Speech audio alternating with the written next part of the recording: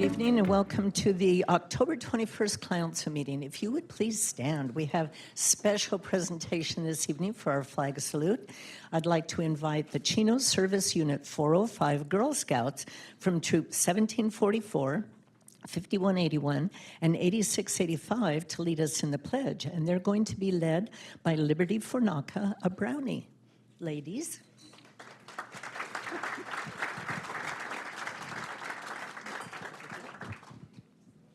Thank you for inviting us.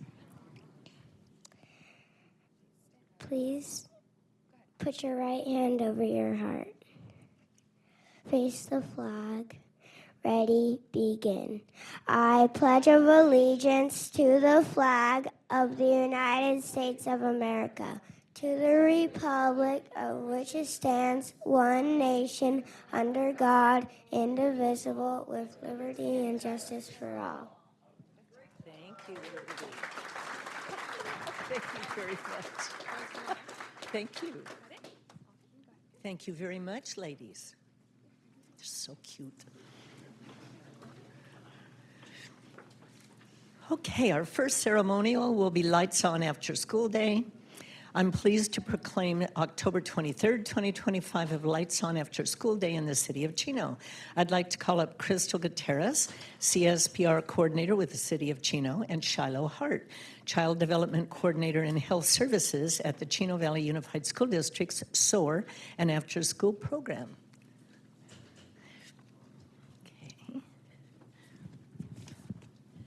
And the proclamation reads, whereas on October 23rd, 2025, Chino will join more than 8,000 local agencies, and I'm going to start over.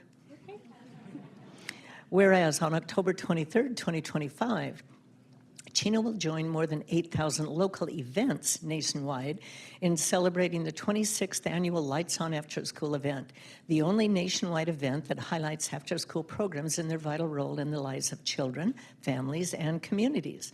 The City of Chino is committed to supporting high-quality after-school programs for all youth by providing safe, enriching, and engaging learning experiences, enhancing students' academic success and social development, supporting working families by ensuring their children are safe and productive during after-school hours, and strengthening communities by connecting students, parents, community organizations, and volunteers in meaningful ways.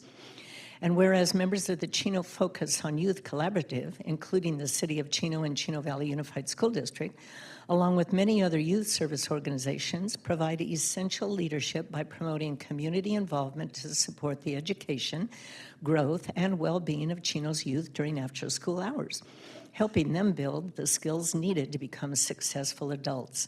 The Chino community believes that every child should have access to a safe and welcoming place where the lights are on after school.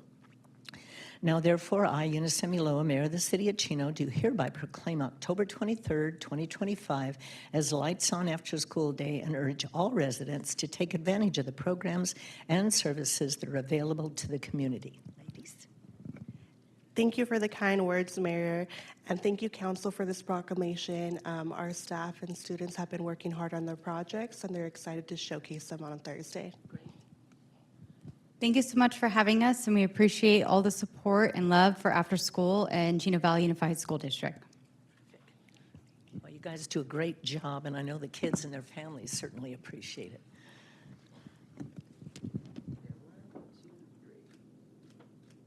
Thank you for being here. Thank you. Thank you.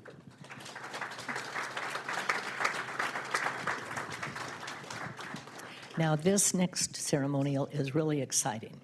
The next ceremonial item is a special one. I'm pleased to honor Caitlin Clancy for her delivery of a baby on a Chino's sidewalk in front of her home. I'd like to call up Caitlin and her whole family. Please join me up front.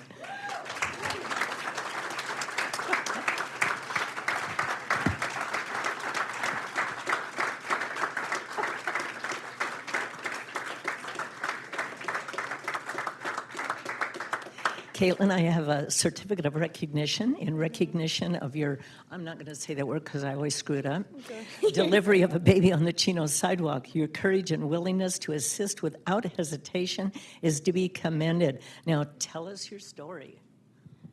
Okay, so basically it was just a regular evening, heard screaming outside, went out to see a woman who obviously looked in pain and not completely there. She then sat on the sidewalk and I had seen some fluid, saw the bulge. My grandmother helped me pull her pants down and I delivered the baby to safety. Amazing, amazing. Introduce them. Okay, so this is my grandmother, Rosemary. This is my boyfriend, Julian, my mom, Rachel, my sister, Chandler, and my brother, Tom.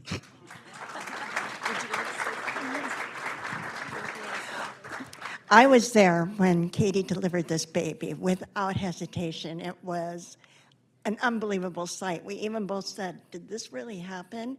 The woman was pacing and we kept saying, do you need some help? You know what? And Katie noticed right away after she sat down, and she wasn't screaming the whole time, just like maybe every 5 minutes. So now we know she was having contractions. But Katie noticed right away that she goes, Grandma, there's a bulge between her legs. I think she's having the baby. So we both knelt down right in front of her. I pulled her pants down, but that baby was coming, and Katie, without hesitation, bare hands, reached in, turned the baby, pulled it out, and never let go of it for 20 minutes until the paramedics took over.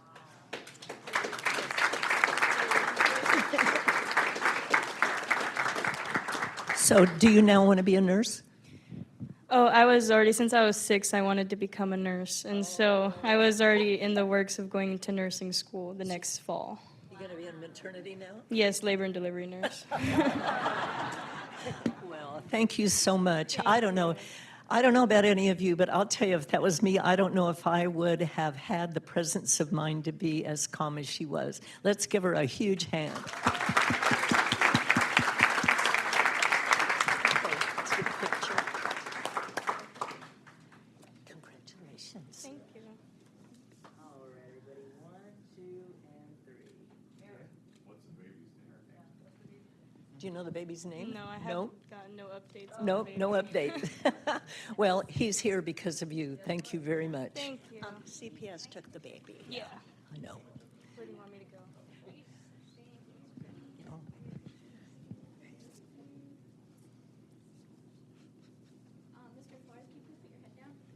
Yeah, move, Chris.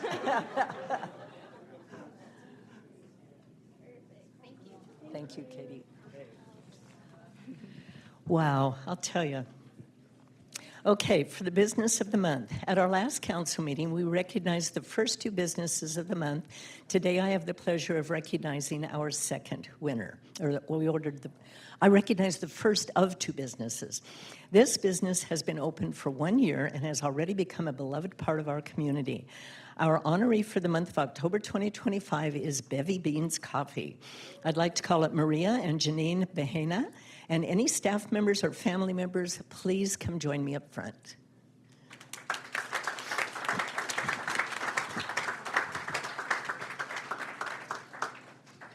Bevy Beans Coffee is a proud Latina-founded coffee shop owned by the Behena sisters. Gosh. They serve bold espresso and comforting flavors inspired by their roots. Bevy Beans brings family, culture, and community together through their well-crafted coffee and tea drinks. This coffee shop is community first. They donate regularly to local businesses and host fundraisers, gift giveaways, and other events that serve our residents. Visitors will also see a designated space for the community to leave flyers or business cards to promote their events and businesses. The Behena family are Chino natives, and their roots run deep in this community. Their grandfather opened his first business in Chino, and they have followed in his footsteps. They proudly continue their family's legacy, with Bevy Beans Coffee being their 3rd Chino-based business. Join me in congratulating one of our October 2025 Businesses of the Month recipients, Bevy Beans Coffee.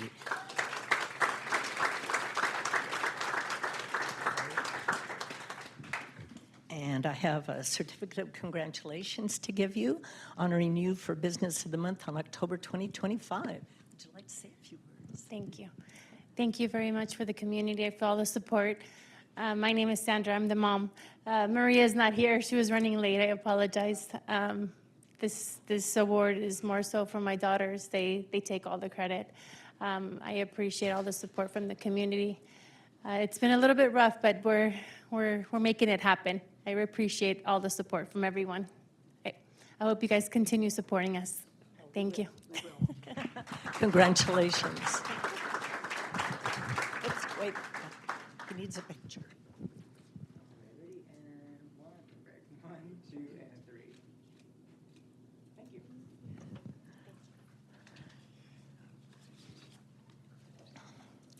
Perfect timing, Senator.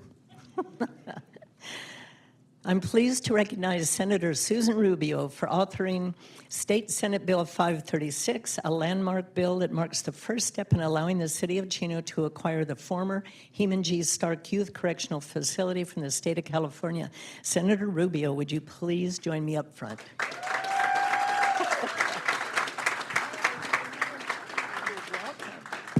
And we have a proclamation, which I will read quickly. Whereas on behalf of the City of Chino, the Mayor and City Council would like to extend our sincere appreciation to Honorable Senator Susan Rubio for her support for the City of Chino, for the city in the California legislature. And whereas Senator Rubio authored Senate Bill 536, which allows the City of Chino to acquire surplus property known as the site of the Heman G. Stark Youth Correctional Facility. Governor Gavin Newsom signed the bill into law in 2024, authorizing the state to negotiate with the city to facilitate the purchase of the property. SB 536 opened the door to reimagining this important site to provide opportunities for housing, commercial use, retail, and agricultural education that reflects the city's agricultural past and bright future.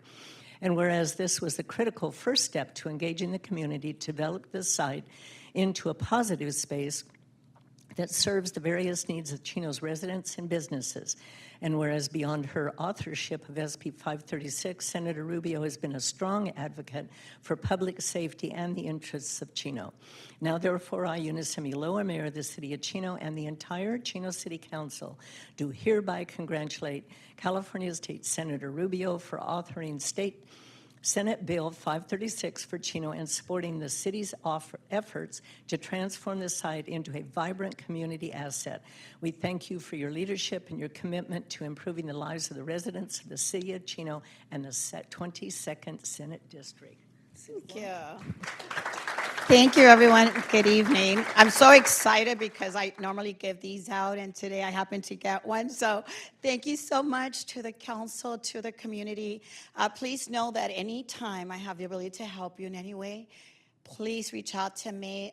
First of all, I love this community. I've grown to have personal relationships with all of you, and it means so much to me to be here before your community, for them to see who their senator is, for our public safety officers who take care of us every day. They know how hard I work to ensure that they have the resources that they need and that we take care of you because you deserve it. So thank you for your service, gentlemen. Big round of applause to our public safety officers. Yes, and so I won't take any more time, but I just want to say thank you. So please know that you have a partner in me, and whenever you need me, just call on me. I'll be right here. And hello to all of you. Thank you so much.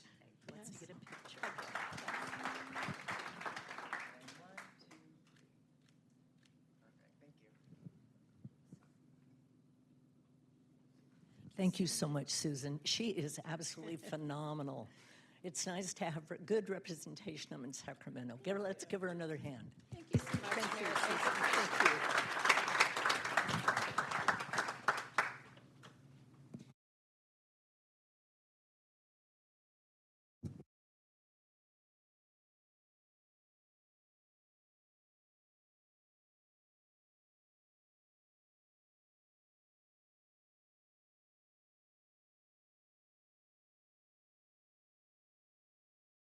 We did have closed session prior to our council meeting starting. I'd like to ask our attorney to report out any action that was taken during closed session. Thank you, Mayor, members of the council, and all those present. The City Council met in closed session as announced by the mayor on the following items, and the following reports follow the report, the name of each case. Item number 1, conference with legal counsel. 1 item of existing litigation, the matter of Mary Ingrid Culp versus City of Chino. City Council received an update to the status of that action, and no further reportable action was taken. Item number 2, conference with legal counsel, existing litigation, the matter of City of Chino and additional parties versus Inland Empire Utilities Agency. City Council received a briefing on the status of that litigation. No further reportable action was taken. That concludes the report. Thank you, Mayor. Okay, thank you. City Manager Wright, do we have any additions or modifications to our agenda? No changes tonight, Mayor. Thank you.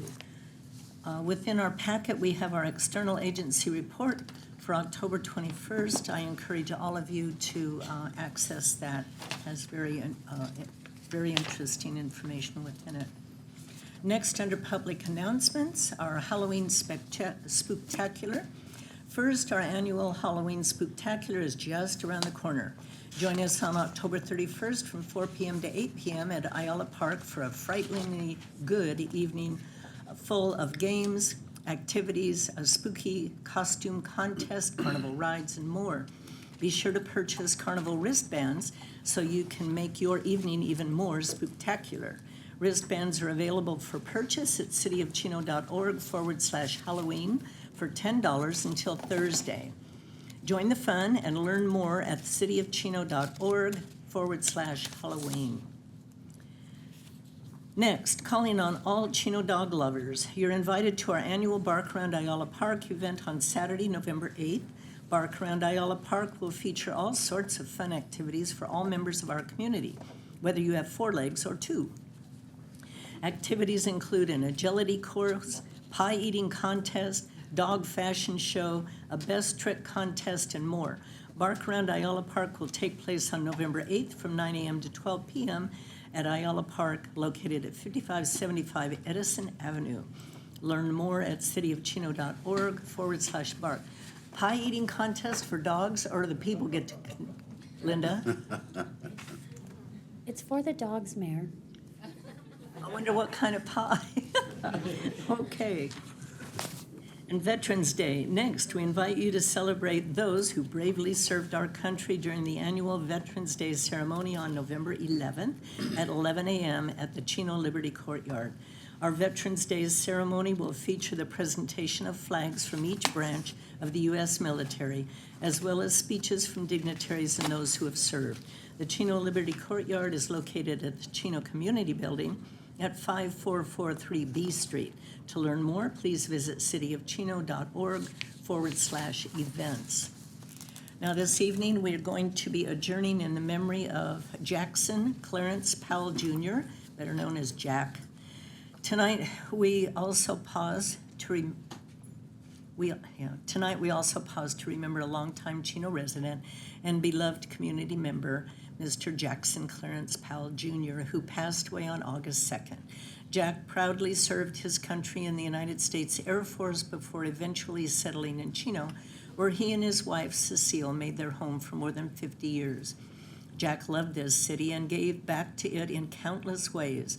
He was involved in the creation of the Chino Youth Museum, Child Safe Saturdays, and the development of Ayala Park, all projects that reflected his commitment to making Chino a safe and joyful place for families.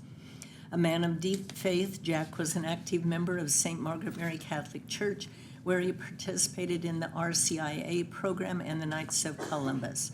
His faith, optimism, and kindness touched everyone he knew. On behalf of the City Council and the entire Chino community, we offer our deepest condolences to the Powell family. We were also going to adjourn in memory of Jerry Soares, but I understand there are family members that would really like to be here for that event, so we're going to postpone that until the next council meeting.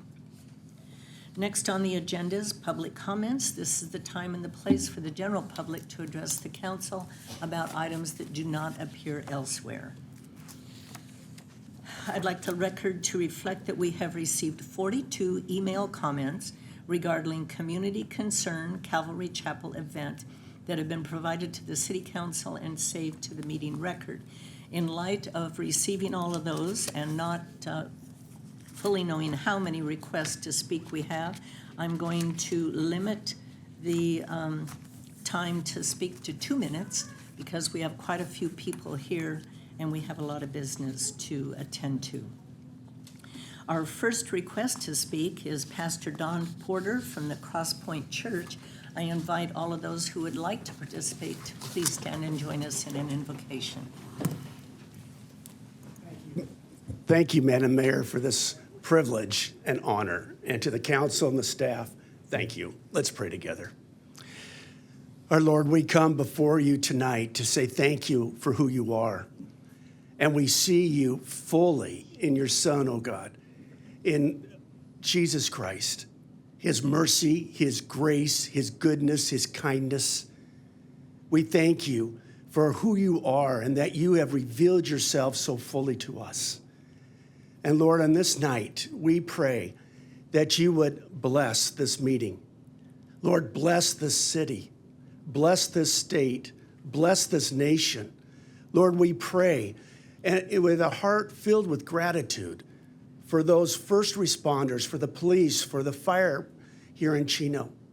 We thank you for the teachers. We thank you, Lord, for all that serve our community here through the city council. Father, we ask that you would bless each and every one of them. Lord, make us mindful of the decisions that we make. So often we make decisions and on the face of it, it seems so simple.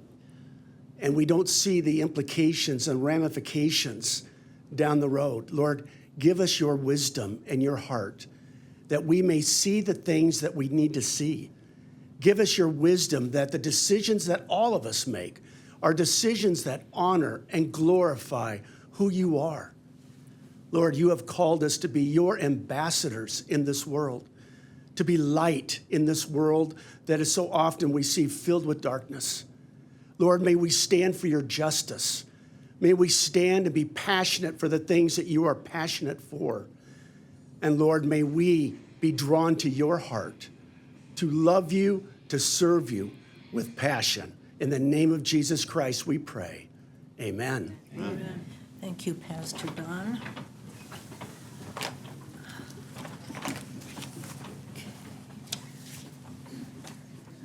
Next, I have Melissa Campani from Supervisor Hagman's office. Well, good evening, Mayor, council members, staff, and of course, community members. My name is Melissa Campani, and I am here representing San Bernardino County Supervisor Kurt Hagman. And we can always tell that it's fall because lots of activities and events are here. And we've got an absolutely terrific one that we're hoping you will share with your family, friends, loved ones, or yourselves. Supervisor Hagman is hosting a veteran claim event and resource event on November the 8th, which is Saturday. That would be from 10 a.m. to 2 p.m. It's a very, very nice event held at his local office in Chino Hills. The address is 14010 City Center Drive in Chino Hills. Registration is required for this particular event as there are only so many spaces. And here's some of the exciting things that can happen. The County Veterans Service officers can answer questions about existing claims, conduct benefit assessment interviews, complete claim forms and paperwork. They can also issue San Bernardino County military veteran ID cards, and they can help you file compensation claims. They ask that you bring your DD Form 214. All services are provided free of charge, and we're going to have some snacks for everyone. So please share this information. It's a good event. If we have to assist you in making an appointment at the local office in Rancho, we can also do that. Maybe it's just a good time to have a reminder that these services are available for our community members. One other quick thing, Christmas is around the corner. The date hasn't been announced yet. I know that Supervisor Hagman's open house is certainly very popular. So please sign up and get his emails so that you know about the events beforehand. Last year we were sold out. There were a lot of disappointed people. Thank you so much. Have a super evening. Thank you, Melissa. Next, we have Joanne Jenis.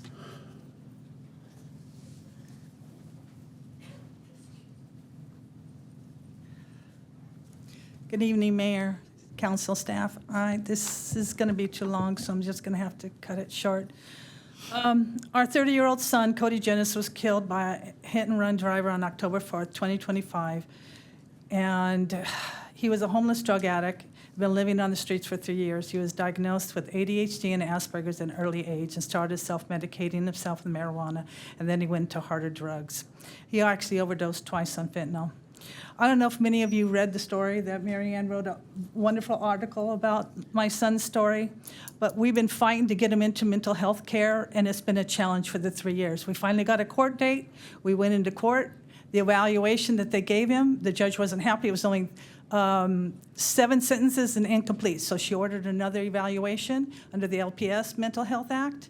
And while we were sitting in the court on October 6th, asking, please, do what you have to do to get him off the streets, he was already dead, and we didn't even know it. We were sitting in the courtroom advocating for him, and he was already in LA County morgue. There's so much more to our story. I and Bob Goodwin both went to the Board of Supervisors meeting today, and we spoke to address, we have to have changes. And I gave you each a pamphlet with the articles and my speech, and maybe you can finish reading it. But I want to thank Chief Menson and the officers that came to the door. They were so compassionate. From my bottom of my heart, thank you for being so compassionate. My saving grace is knowing Cody is with our Lord and no longer suffering. I don't know, 9 months it took us to get to that court date and 32 arrests without anything being accomplished except him dying. I've been to numerous meetings. I have a shirt printed and it says, before drugs, after drugs, what's next? I wore this to some of my meetings trying to get help. Our system is broken. We have to do better, and we both stress this. Bob and I stressed this at the Board of Supervisors meeting. There's too many homeless, mental ill, and substance abuse on our street. I have so much more, but you have my speech. But thank you, Marianne. Thank you for the wonderful article. Joanne, You've gotten thank a you lot of for being compliments. here. And we're so Thank you. sorry about your son.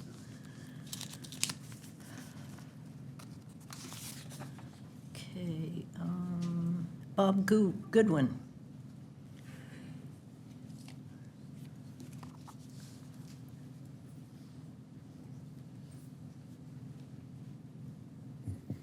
Good evening, Mayor and Council. Thank you for the opportunity. I'd like to share some information from a Cal Matters article dated October 10th, 2025 about the mental health courts. One of Governor Newsom's marquee mental health programs may broaden its reach despite persistent questions about the number of people it's helping and whether it's achieving the goals he set out for when it was launched. Newsom signed a law that expands eligibility for care court to include people who experience psychotic symptoms as a result of bipolar disorder. Under the law's previous constraints, only people with schizophrenia and other limited psychotic disorders were eligible. In this order, Governor Newsom was quoted as saying, "California doesn't sit on the sidelines while people fall through the cracks. We don't stand by while people spiral on our sidewalks or cycle through emergency rooms and jail cells. We step up." After listening to Joanne's story about her son, do you believe this statement is fact, is true? The bill is facing plenty of criticism from the community, with counties questioning how they will implement an expanded program on a tight timeline. Walk around the city, look at the number of homeless individuals there. How many are suffering with mental health issues and they don't have anyone advocating for them? Underneath these tattered, grimy clothes and dirty skin is someone's beloved one suffering from a broken soul. We have got to do better. We agree with you. And I would like to also thank Chief Minson and his staff for their compassion, their dignity, and their professionalism in handling this. Thank you so much. Thank you, Mr. Goodwin. Melanie.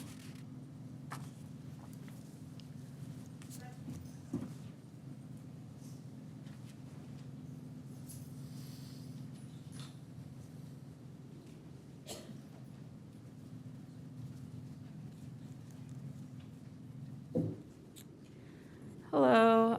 So I'm here to recount my experience at the protests this past weekend.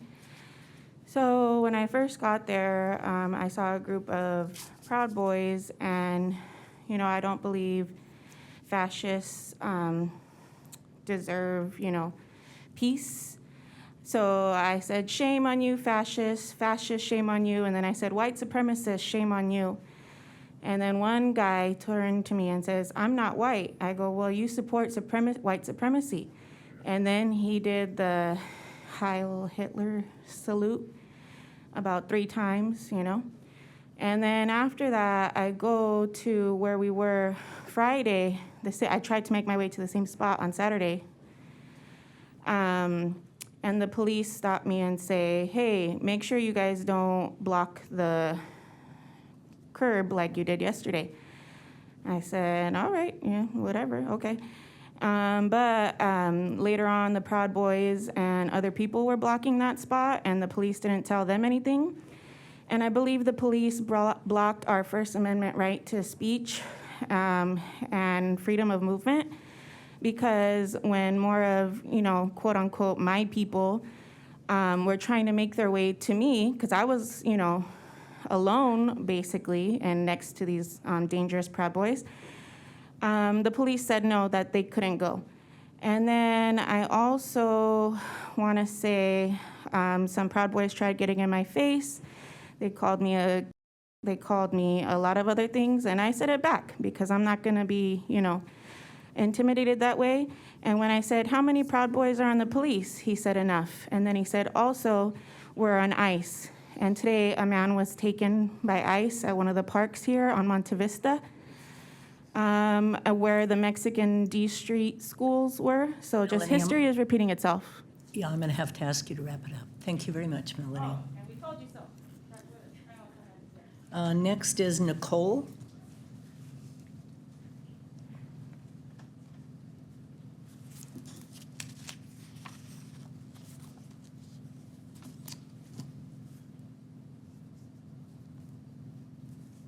Good evening, council members. I want to start by expressing my deep disappointment with your comments, Mayor. In the last meeting, we had more than 20 concerned residents come forward to you and express dangers and concerns over the Christian Nationalist Summit being hosted by Calvary Chapel.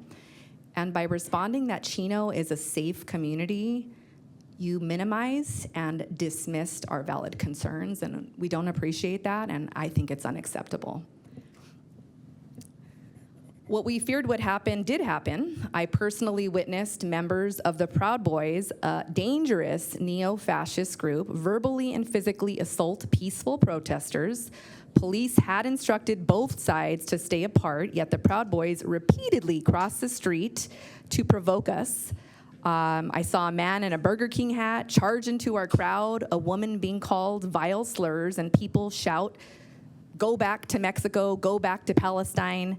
The police saw this aggression at times and were very slow to respond. Many residents have since emailed you with their own accounts of the hate and violence that occurred. We are asking you again, do not gaslight our community. Acknowledge that Chino has a real problem with rising extremism and hate. Take action to protect your marginalized residents. Form a community committee on racism and hate. Hold Know Your Rights workshops and publicly condemn hate-fueled gatherings. These are all things that you can do quite easily, and we expect you to do them. Silence and minimization, you mentioned last time that, yes, we live in a very violent world, and I think social media has a lot to do with it. Okay, maybe it's a factor, but I would suggest that leaders being silent and minimizing the concerns of their marginalized community members has a lot more to do with allowing the kind of hatred and violence that we see targeted at marginalized communities. Leadership means protecting your community members. Nicole, I'm going to ask you to wrap up your Pretending comments, the danger please. is not real. Just one more sentence. We believe Chino can do better, but only if you, as leaders, have courage to do so. Okay? Acknowledge, condemn, protect. That's what real leadership looks like. And Mr. Galante, last time you spoke and Nicole, your implied time- that we're not supposed to Nicole, curse. your time is That up. is our First Amendment right, according to the First Amendment I'm going to ask Coalition. you to please leave So please the podium. know your laws and know your First Amendment rights, because you misspoke. Would you please cut the and mic, you don't need please, to do that. Natalie?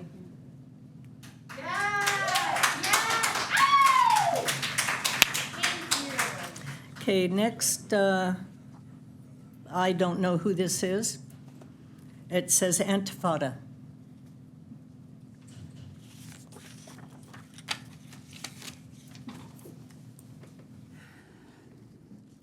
Thank you for pronouncing my name right this time.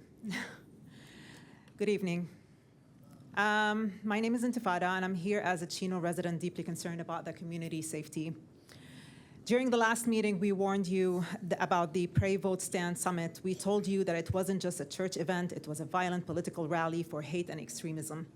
We asked you to condemn it, to make it clear that racism and white supremacy has no place in Chino. Each one of you ignored us, gaslit us, and said, as my friend said there, that Chino is a safe city. And just as we predicted, the Proud Boys came. They showed up with violence, intimidation, and racist physical attacks on peaceful protesters, and we have it all on video. I, as a Palestinian American Muslim woman, the descendant of prophets Abraham and Jesus, was told to go back to Gaza and was threatened with violence and rape. I've been called a Muslim extremist and a terrorist. You had to prevent this, and you chose silence. Shame on you. And now, ICE is targeting our neighbors here in Chino, abducting people in parks in front of children, tearing families apart in broad daylight. This is happening in our city, and you still remain silent. And not just silent, you are complicit. So I ask you directly, what will you do to ensure the safety of your residents? Not just the privileged, but all of us, queer, Muslims, Palestinians, migrant families, children. Because you, when you sit on this council, your responsibility is to protect everyone, every member of this community.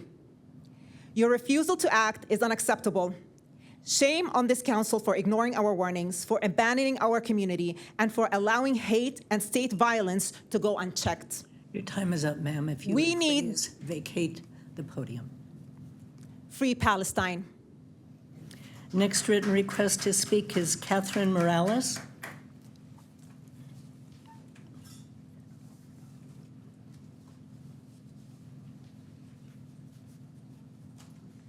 Good evening, Council. I could not protest the Pray Vote Stand Summit because I attended it, so I would actually know what we're talking about when we say that the views they're spreading are harmful.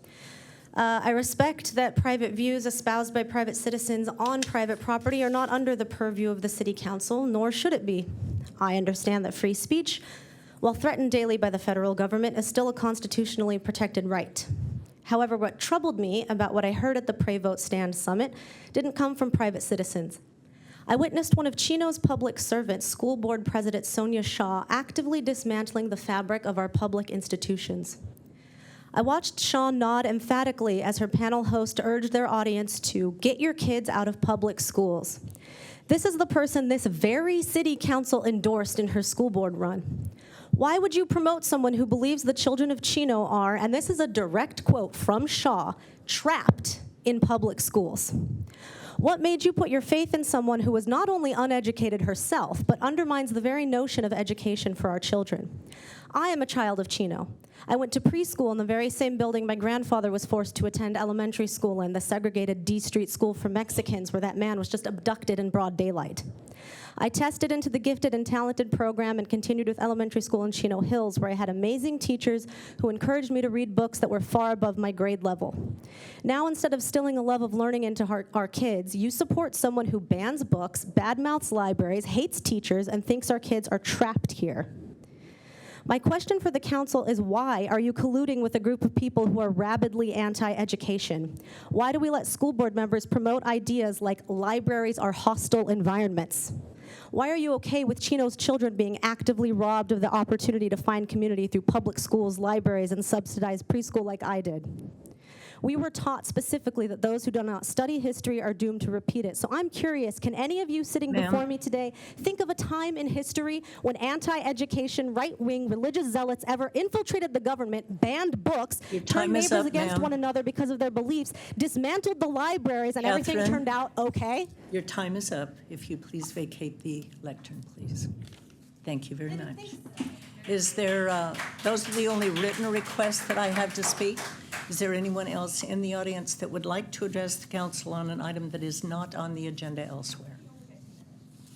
Okay. Okay, seeing none, then we will move on to the consent calendar. Do any council members wish to have any items pulled? Ma'am, I would like to ask you, would you please vacate? I want to answer my question of why we had 2 minutes. There was only like 5 speakers. We What? had 5 minutes last time. Is that the rule? If there's more than 3 speakers, I can limit the time, and there was. So would you please vacate? We're going to move on to the consent calendar. You were allowed to speak, ma'am. Do any council members wish to have any items pulled? Okay, then I would entertain a motion in a second.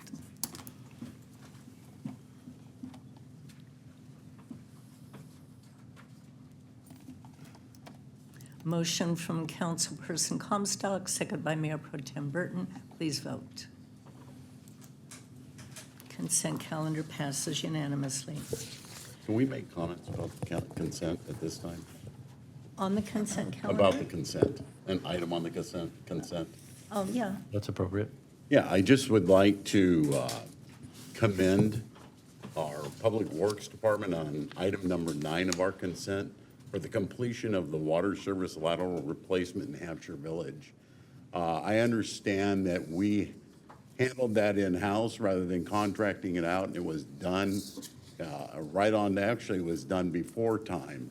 And I just wanted to thank our Public Works Department for doing an outstanding job. We appreciate it. It shows we can do things here without having to contract out and spend an exorbitant amount of money, and I want you to know I appreciate it. Thank you very much. And with 2 change orders, it came in under budget, Kurt. That's always nice. Okay, next on the agenda is a continued public hearing item, item number 10. Appeal of Planning Commission action approval of Chino Gateway Terminal Project. This item is to adopt resolution number 2025-058, denying the appeal and thereby upholding the approval of PL 24-0097, PL 24-0098, and PL 24-0120, based upon the findings and subject to the departmental conditions of approval. So we're continuing the public hearing, so I'll declare that it is open. I'd like to ask for a staff report from Kim Lee, our senior planner, and Warren Morellian, our Director of Development Services. Good evening, Mayor and council members. On August 15th, 2024, Gateway Terminal LLC, the applicant, submitted applications for Chino Gateway Terminal Project located at the southwest corner of Schaefer and Oaks Avenue. The project proposes a 158,548 square foot industrial warehouse building and a 3,540 square foot food and beverage building with an outdoor dining area located at the northwest corner of the project site. To comply with CEQA, an addendum to the city's general plan EIR was prepared by LSA Associates. The Planning Commission held a public hearing on July 16, 2025.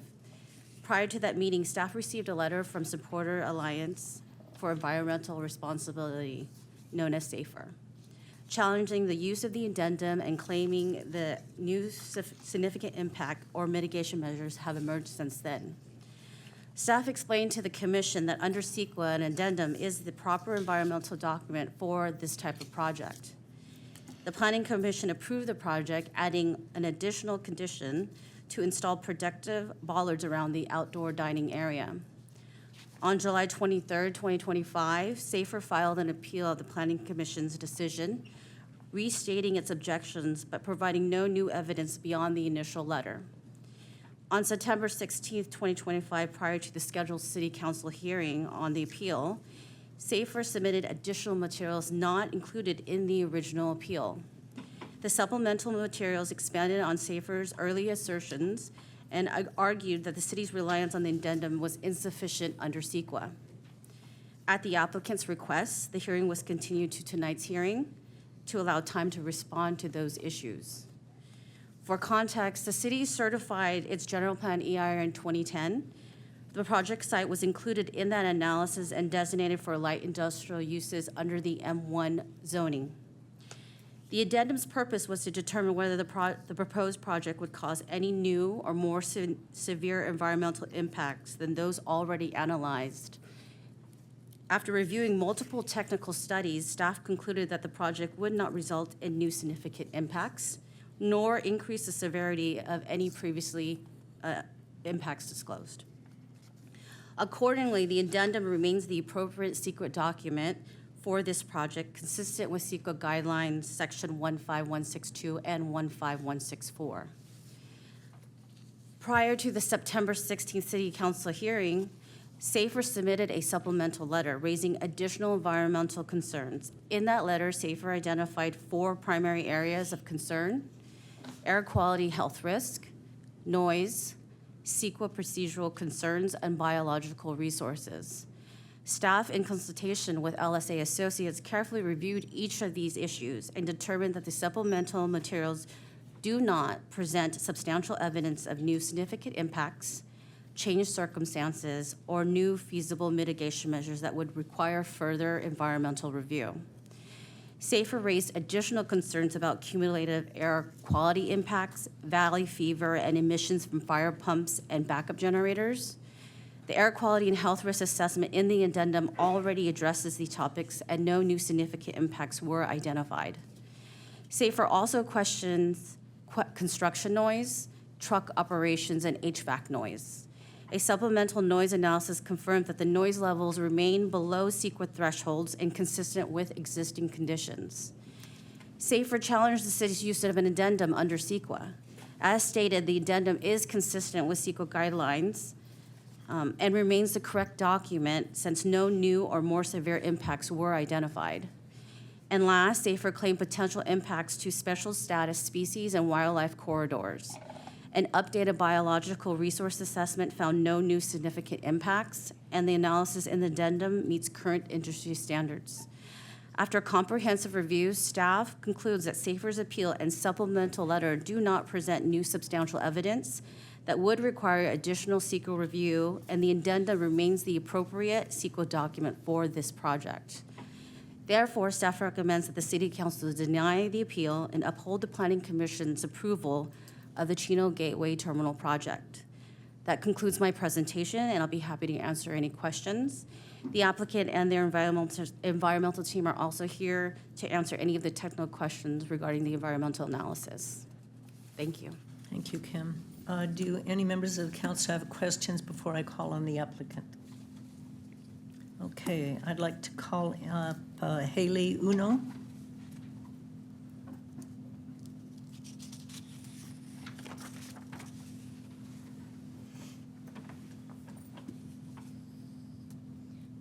Good evening. My name is Haley Uno from Lozo Jury LLP. I'm here on behalf of Appellant Supporters Alliance for Environmental Responsibility, or SAFER. SAFER requests that the City Council approve SAFER's appeal and deny the Chino Gateway Terminal project because the city has improperly relied on a CEQA addendum to the 2010 General Plan EIR. Instead, SAFER asks that the City Council instead require city staff to prepare a new initial study for the project, followed by either a subsequent EIR or mitigated negative declaration. Reliance on the addendum to the 2010 General Plan EIR is improper because new information exists showing that the project could result in new significant environmental impacts to biological resources, air quality, human health, and noise. Under CEQA's tiering provisions, a city cannot rely on an addendum to a prior program EIR and must prepare a new initial study, followed by either a subsequent EIR or MND, when evidence of new significant environmental impacts or new mitigation measures to reduce significant impacts exists that were unknown and could not have been known at the time of the EIR certification. First, turning to biological impacts, expert wildlife ecologist Dr. Sean Smallwood and his team conducted surveys of the project site. He found that the project could significantly impact special status species through habitat loss, disruption of wildlife movement, increased mortality from traffic impacts, and cumulative impacts. For example, both the addendum and general plan EIR failed to address the project's impacts to 8 special status species, including the monarch butterfly, a candidate species for listing under the Federal Endangered Species Act, which was observed at the project site. Because listing of the monarch butterfly as a candidate species did not occur until December 15th, 2020, this is a new significant impact that could not have been known during certification of the general plan EIR in 2010. thus requiring an initial study followed by an MND or EIR. In addition, there is no evidence that the project will not result in new significant impacts on special status species, wildlife movement, and cumulative impacts. Dr. Smallwood provided several mitigation measures not included in the addendum or 2010 general plan EIR, which should be discussed in a new MND or EIR before project approval. Next, regarding air quality and human health risks, air quality expert Dr. James Clark found that the addendum omits significant impacts related to air emissions, cumulative health risks, valley fever, and potential hazards from battery energy storage systems on site. Because the project could have significant impacts on air quality and human health that the addendum failed to discuss, an initial study followed by an MND or EIR should be prepared. Additionally, the city is also precluded from relying on an addendum because the project will have significant effects on air quality, which the 2010 general plan EIR deemed significant and unavoidable. Lastly, regarding noise impacts, a noise expert from the acoustical consulting firm Wilson Eyrig found that the project would have significant construction and operational noise impacts that the addendum failed to analyze or mitigate. Wilson Eyrig found that the project would have significant construction noise impacts. The addendum calculated that the project's construction noise will be less than 70 decibels, but Wilson Eyrig found that the project's construction noise could be up to 81 decibels at nearby residences. Because the 2010 general plan EIR limits noise from construction activities to below 65 decibels, this is a new significant impact requiring an initial study, followed by an MND or EIR. Wilson Eyrig also found that the project could have significant truck noise impacts from the project operation. Wilson Eyrig found that the addendum ignores truck traffic entering and exiting driveways, especially on Schaefer Avenue, directly across from residences. Wilson Eyrig predicted that noise from these trucks could reach up to 63 decibels at residences, exceeding daytime and nighttime standards. Because truck noise impacts would exceed operational noise limits, this is a new significant impact requiring an initial study, followed by an MND or EIR. As a result of the project's potentially significant environmental impacts, SAFER asks that the City Council requires city staff to prepare a new initial study for the project, followed by an EIR or MND before granting any project approvals. That concludes my comments. For additional information and analysis, please refer to SAFER's written comments to the City Council. Thank you so much for your time and consideration. Next written request to speak is Stephanie De Herrera. Actually, the applicant would like to speak first, if that's okay. Henry. Oh, you want to have Henry first? Okay. Yes, Henry. Good evening, City Council members. My name is Henry Hong, and I'm speaking for the applicant. First of all, it is great to be back in front of Chino City Council to present on the project, and very excited to continue developing in the city. Our development manager, CEQA consultants, and attorney are all present today to address the faulty basis of SAFER's claims and to answer any questions that you may have. I'm just going to provide a broad context for the project. And the staff report at the Planning Commission was very detailed, so I will keep my context brief. So while the site is industrial zoned and the economic driver of the project is the industrial building in the back, we felt that there was an opportunity to deliver a unique commercial space that is at the corner of Schaefer and Oaks. That took advantage of being an industrial area and could still create a desirable neighborhood amenity. The program includes 4 food and beverage spaces at the corner of Schaefer and Oaks with 1 industrial building in the back. Food and beverage spaces are intended to serve the local industrial facility workers and visitors. Industrial building is going to be a Class A high-image facility. We gave a lot of thought to the loading area of the site, and all of the truck loading and unloading activity for the industrial use will be at the south of the property, located as far away as possible from the residential zones north of Schaefer Avenue. We're also using an innovative construction technique that's consistent with numerous successful developments in Orange County, LA County, San Diego County that we've studied. And specifically, we're doing what's called container texture, which refers to the practice of designing and constructing buildings utilizing repurposed shipping containers. We believe that this architectural approach will achieve a design that's both visually striking and also seamlessly integrate with the existing character of the industrial area. We actually named the project Gateway Terminal because we felt the design was reminiscent of train stations and rail yards that you encounter as you travel through Europe. Given the uniqueness of the project, we actually worked very closely with staff over 5 rounds of submittals, fine-tuning the design and getting constructive feedback each time. So the project was reviewed in depth and has met all city and CEQA requirements. We strongly urge the City Council to deny Safer's frivolous appeal. And again, thank you for your time. Our consultants and attorney are here to answer any questions you may have. Okay, Stephanie De Herrera.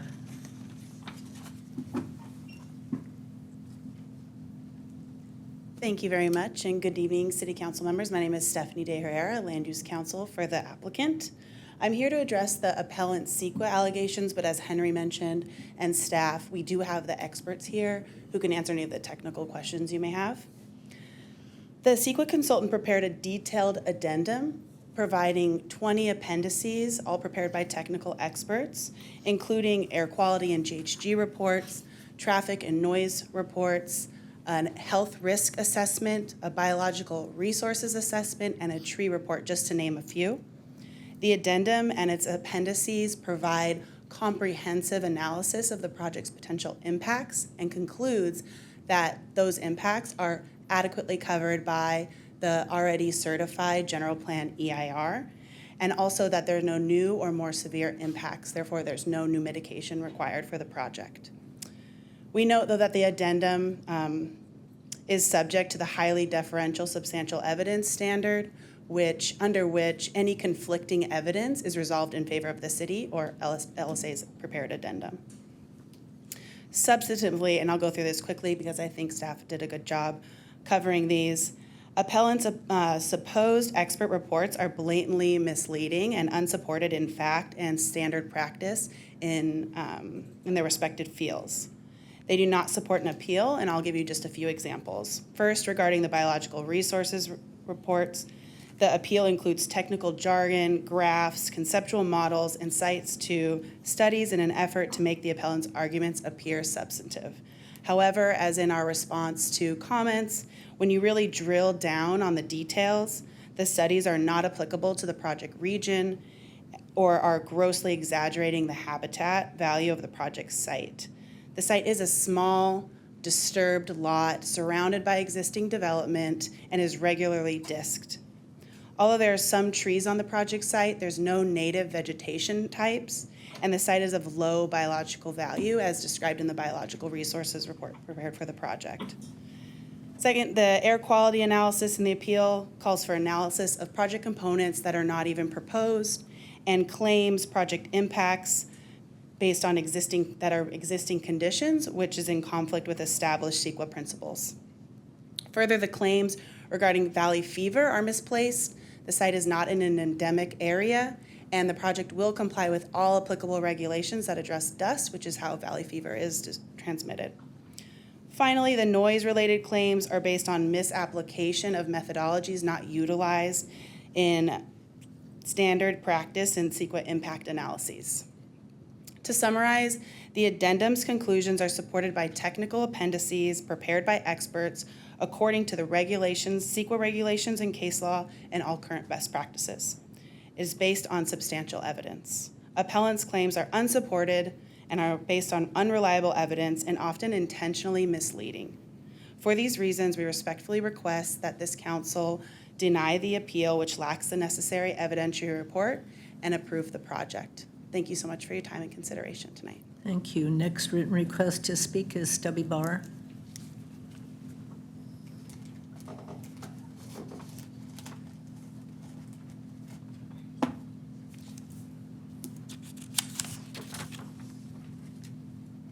Good evening, council members. I'm here to request that you deny this appeal. I've been laid up a lot recently, as you know, and I actually read through and did research on all of the addendum responses that were done by Henry Hong and his. which involved actually downloading long lists of special case and endangered species because of all those Latin terms. This strikes me as a fishing excuse me. Okay. No, I don't. I'm having some spasms, excuse me. This strikes me as a fishing expedition. It brings up widely general issues that don't actually apply to this project. This is a very small project. As you know, I wheel east and west on Shaver Avenue all the time. I pass this site and have been for 18 years. It is regularly maintained. This is not native land. This is land that is probably disked more often than some of our agricultural fields. So I fully support the response in the addendum. And on a side note, this isn't part of the appeal. This is only for the EIR. Oh, by the way, the addendum is the proper method for this type of project. If you do your research, you'll find out that objections to that are decided in favor of the city's decision, not the applicants. But I also like this project because of the food court buffer. It is so unique. We don't have anything like that in the city. We always have, beige split-face block walls or landscaping that's not maintained as a buffer to industrial. This is ideal.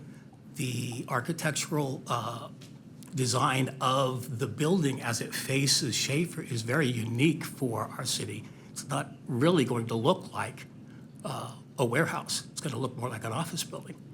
And it makes a great backdrop for the food court. If the city would eventually remove some of those illegal block walls at the end of the cul-de-sacs of the neighborhoods to the north, you've got a food court that's within walking distance of 3 large residential neighborhoods, which is a benefit to all of us, not to mention sales tax. So please stay with the application. I think it's a great project, and I think this entire appeal is just an attempt to throw something at the wall and see if it sticks. Thank you. Thank you, Stubby. Is there anyone, those are the only written requests that I have to speak on this item. Are there any other members in the audience that would like to address item number 10? Okay, then I will move on to any comments or questions from council members. Yeah. Mark? Yeah. Can the representative from SAFER come up here?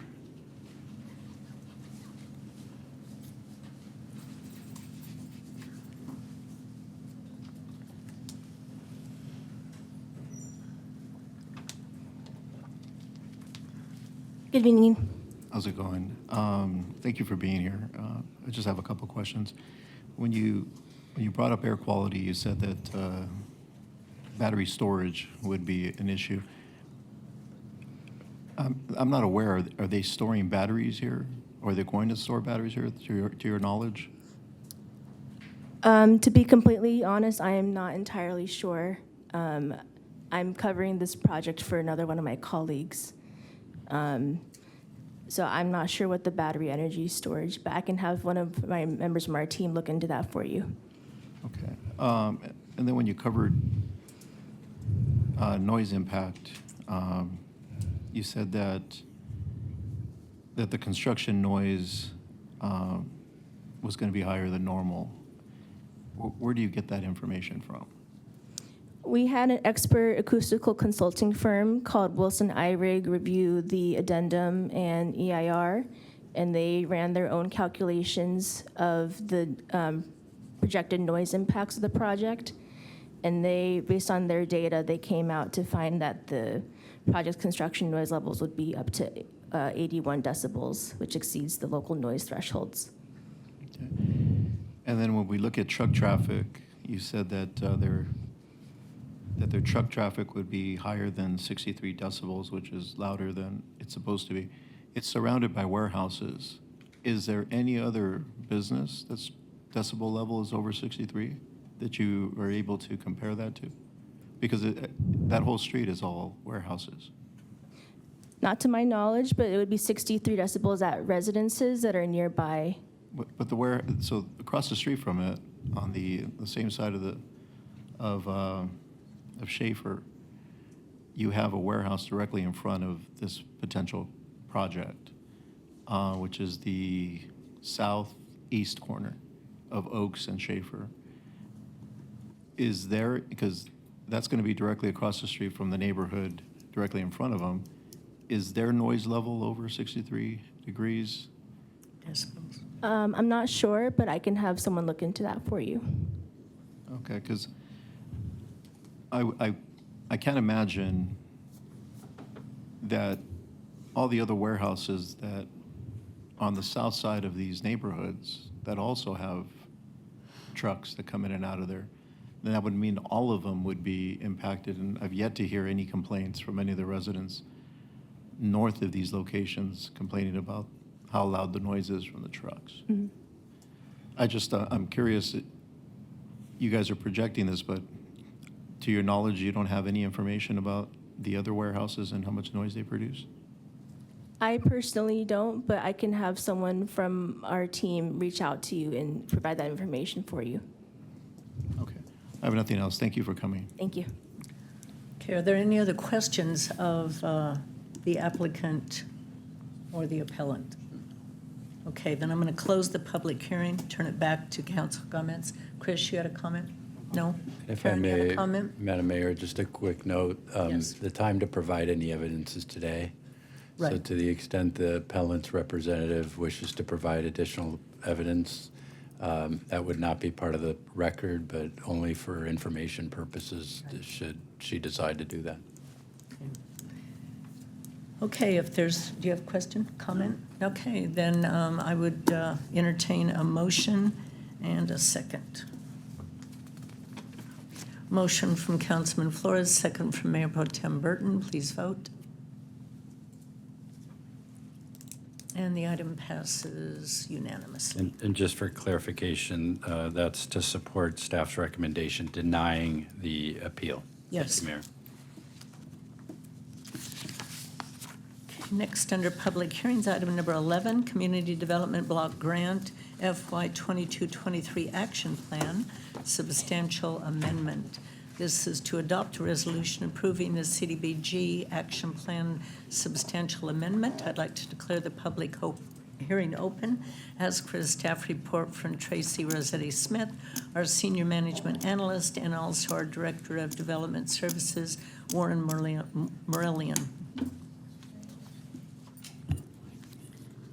Good evening, Mayor and Council.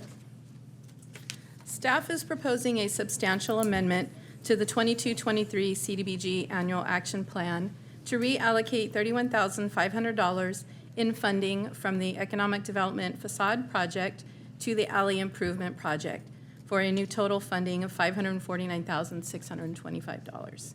This amendment is required by HUD under CDBG guidelines due to a change in projects and transfer of funds. This recommendation will aid the city in meeting HUD's timeliness requirements by using funds this program year. Economic development will assess future CDBG funding opportunities to benefit the business community. The public notice published in the Chino Champion on September 20th and tonight's public hearing fulfills HUD's public participation requirements. No comments regarding the proposed amendment have been received. It is recommended the City Council conduct a public hearing, adopt Resolution 2025-067, approving the substantial amendment to transfer unused funds in the amount of $31,500 from the Economic Development Facade Program to the Alley Improvement Project. Following adoption, the substantial amendment will be submitted to HUD for approval. This concludes my report. Should there be any questions? Thank you very much, Tracy. Do we have anyone in the audience that would like to address the council on this item? Seeing none, then I will close the public hearing, turn it over to council comments. Any comments or questions? I have a comment, Mayor. Karen?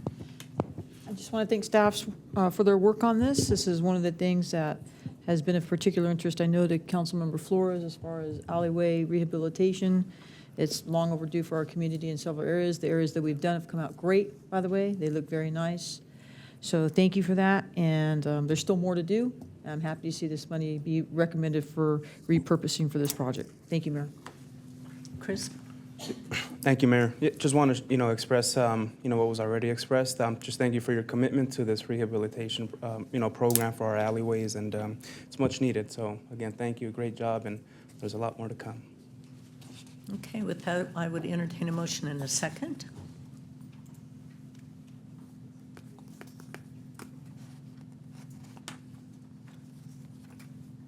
Motion from Councilman Flores, second by Councilperson Comstock. Please vote. Item passes unanimously. Item number 12, amending Title 15 of the Chino Municipal Code. This is an introduction to ordinance number 2025-007, amending Title 15, Building and Construction. I'd like to declare the public open and ask for a staff report from our building official, Basil Badwai, and our Director of Development Services, Warren Marillion. Good evening, Madam Mayor and City Council members. The item before you is an ordinance to amend Title 15 of the Municipal Code, adopting the new California 2025 codes. Every 3 years, the International Code Council, California Building Standards Commission, State Fire Marshal, and other professional organizations update the building and fire codes. The updates are in consideration of new laws, technology, materials, and procedures since the last code update. The proposed changes are relatively minor, which address energy efficiency, code language clarification, and the development and implementation of the California Wildland Urban Interface Code, which has been adopted by the Chino Valley Fire District.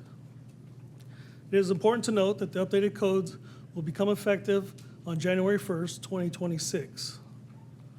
In conclusion, staff recommends the City Council conduct a public hearing, approve the introduction of ordinance number 2025-007 to be read by number and title only, and to waive further reading of the ordinance. This concludes my report, and I'll be happy to answer any questions you might have. Anyone in the audience like to address the council on item number 12? Okay, seeing none, I'll close the public hearing. Any council comments or questions? Okay, I'd like to ask for a motion in a second.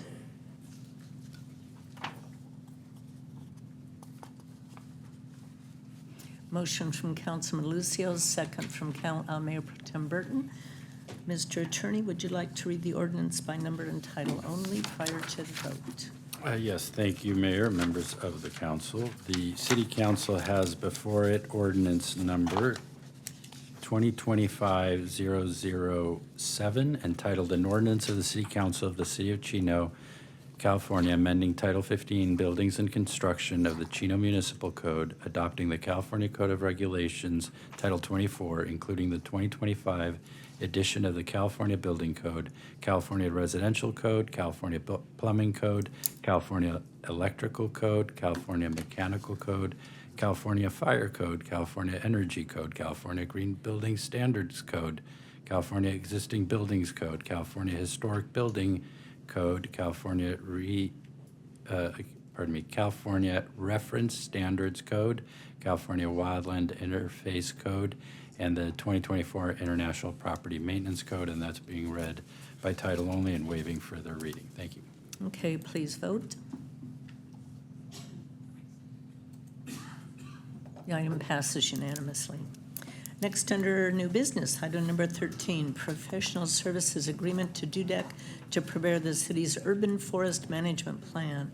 This is toward a professional services agreement to DUDEC and to prepare our management plan. Staff report this evening will be provided by our CIP engineering manager, Michelle Chaplin, and our director of public works, Hygen Lee. Yes.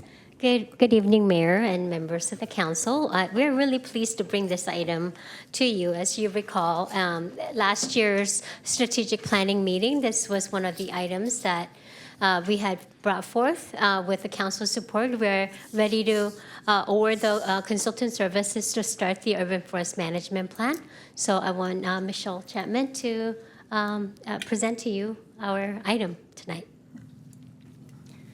Good evening, Mayor and council members.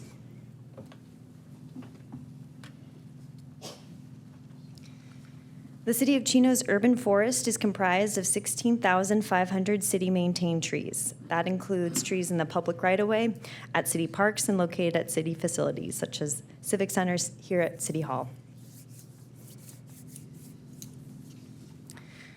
For urban forest planning to be successful, it requires people to ensure the values and perspectives of staff, elected officials, and the community are reflected in the final urban forest management plan. It requires policies, standards, and integration to create alignment with broader city goals and standards that can be consistently applied by current and future city staff.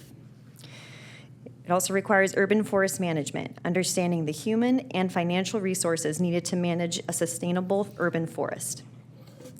Urban forest resource. It requires analyzing the publicly maintained tree inventory and citywide canopy to ensure long-term tree retention and growth. This is an urban forest planning document that's going to help us guide the urban landscape of Chino for the next 30 years. In August, the city released a request for proposals for preparing an urban forest management plan.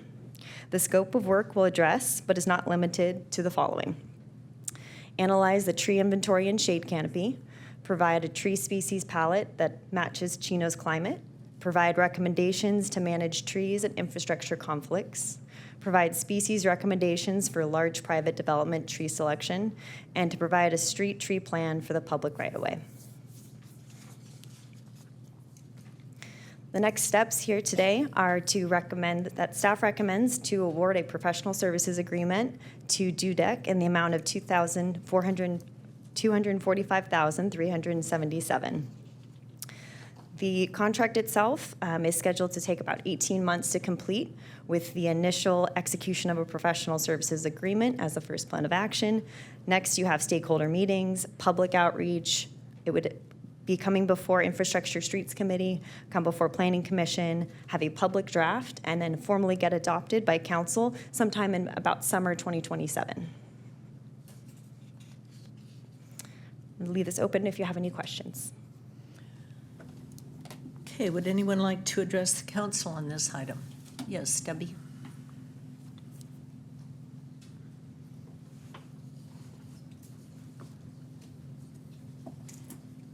Good evening again. Thank you for bringing this up, staff. This is something I think is long overdue. Those of you who know the history of Chino, we are very lax. We're supposed to be a tree city, right? That's in our code. However, the city allows developers and also itself to remove trees when we have construction conflicts. For instance, in the last, about 4 years, we've removed 28 trees with a trunk diameter larger than 10 inches at Ayala Park. 3 of them were replaced with sapling twigs that are about the size of your thumb. Doesn't comply with our code. For those of you who've been here long term, I think you all have, you will remember that the extension of 10th Street used to be the driveway to Home Depot. It was lined with trees on both sides. The city tore all those trees out, mature trees, 2 of them maples, to put in a sidewalk that could have been put on the other side. So this is similar to the waste management. It's long overdue. I think the inventory alone will help us, because it's not just the city I bring up. We have developers that have done the same type of things. We have homeowners that cut down street trees because they don't like the mess. So this is long overdue. I think it's great. I think it's a great first step to get us back onto developing not only, greenery makes the atmosphere more appealing for everyone, It's just something that we need, and then we need to follow it up with the proper oversight on our HOAs that have the responsibility for maintaining a lot of our street trees. because as staff knows, there have been a lot of problems with trees blown down by wind because they're not properly pruned, et cetera, et cetera, et cetera, landscaping that dies. This won't cover landscaping, but it will protect the trees. Trees are a huge investment. Remember, the best time to plant a tree is 20 years ago. Thank you. Any other comments from the audience? Any council comments or questions? Kurt? I appreciate the fact, as Stubby had mentioned, that we are putting this forestry program together. It's long overdue. I would appreciate an emphasis being placed on the types of trees that are being planted in specific areas. And what I mean by that, in neighborhoods where you have a residential neighborhood, where you have cars parked on the streets in front of homes, you don't want to place trees in those areas that are going to drip sap and possibly pine needles over the vehicles. Have those branches that have a potential to break off easily. Whoever managed our trees in the past did a horrible job. I drive up and down the city and it's just a mess. And, you know, if you don't cut them down, you know, it's going to create a mess. If you cut them down, you're going to create another problem. So I guess the answer to that problem is tree management. Let's make sure we cut those trees back that are creating problems, keep them properly pruned. Many of these trees grow up into the Edison lines. And it's long overdue. When we go through there, you know, I know we have a program and a plan, but oftentimes we're 6, 8, you know, maybe a year behind. And by that time, you know, the first wind, strong wind that blows, and if there's trees up in the lines, we're going to have all kinds of trouble. Could be fires, could be power outages, whatever it may be. But I would really request that they think about, or you think about when you put this together, what types of trees you're going to put where, and make sure they're proper. And that's all I have, Mayor. Any other comments? Yeah. Thank you for coming up with this plan. As you know, I represent the area where we have a bunch of new construction. And a lot of the developers, what they do is when the trees blow over because of the high winds, especially if they're young trees, they just pull them out. So we've had a lot that were on San Antonio that have been pulled out, that have never been replaced. So I look forward to getting something in there, and obviously some trees that don't blow down completely during high winds. You know, I don't know if that's even possible, but if you can find some, that would be the best thing, because, you know, Eucalyptus Avenue gets shut down whenever there's heavy winds because of the trees. But I appreciate you coming up with a plan, and thank you. It's long overdue. The observation that I have is mainly based on the horrible fires that California has witnessed in the last couple of years. Pine trees and palm trees, I do not like. I mean, I love the trees, but when you see what happens when they catch on fire, they're very, very dangerous. So I would request that in our development standards, we not allow pine trees and palm trees. Also, pepper trees. For those of you that have been around a long, long time, up and down Euclid in Ontario, they had these beautiful pepper trees, and they end up getting kind of a rot through the main trunk, and they break and cause a lot of damage. And I've noticed we've allowed pepper trees. So pine trees, palm trees, and pepper trees. I'm hoping that you look at that very, very closely and perhaps not allow them anymore. Karen, anything? I agree with every comment that's been made here this evening, but I just want to add that, you know, if you put a tree in front of development, at my last residence, I lived with a beautiful, like, 50-year-old jacaranda tree.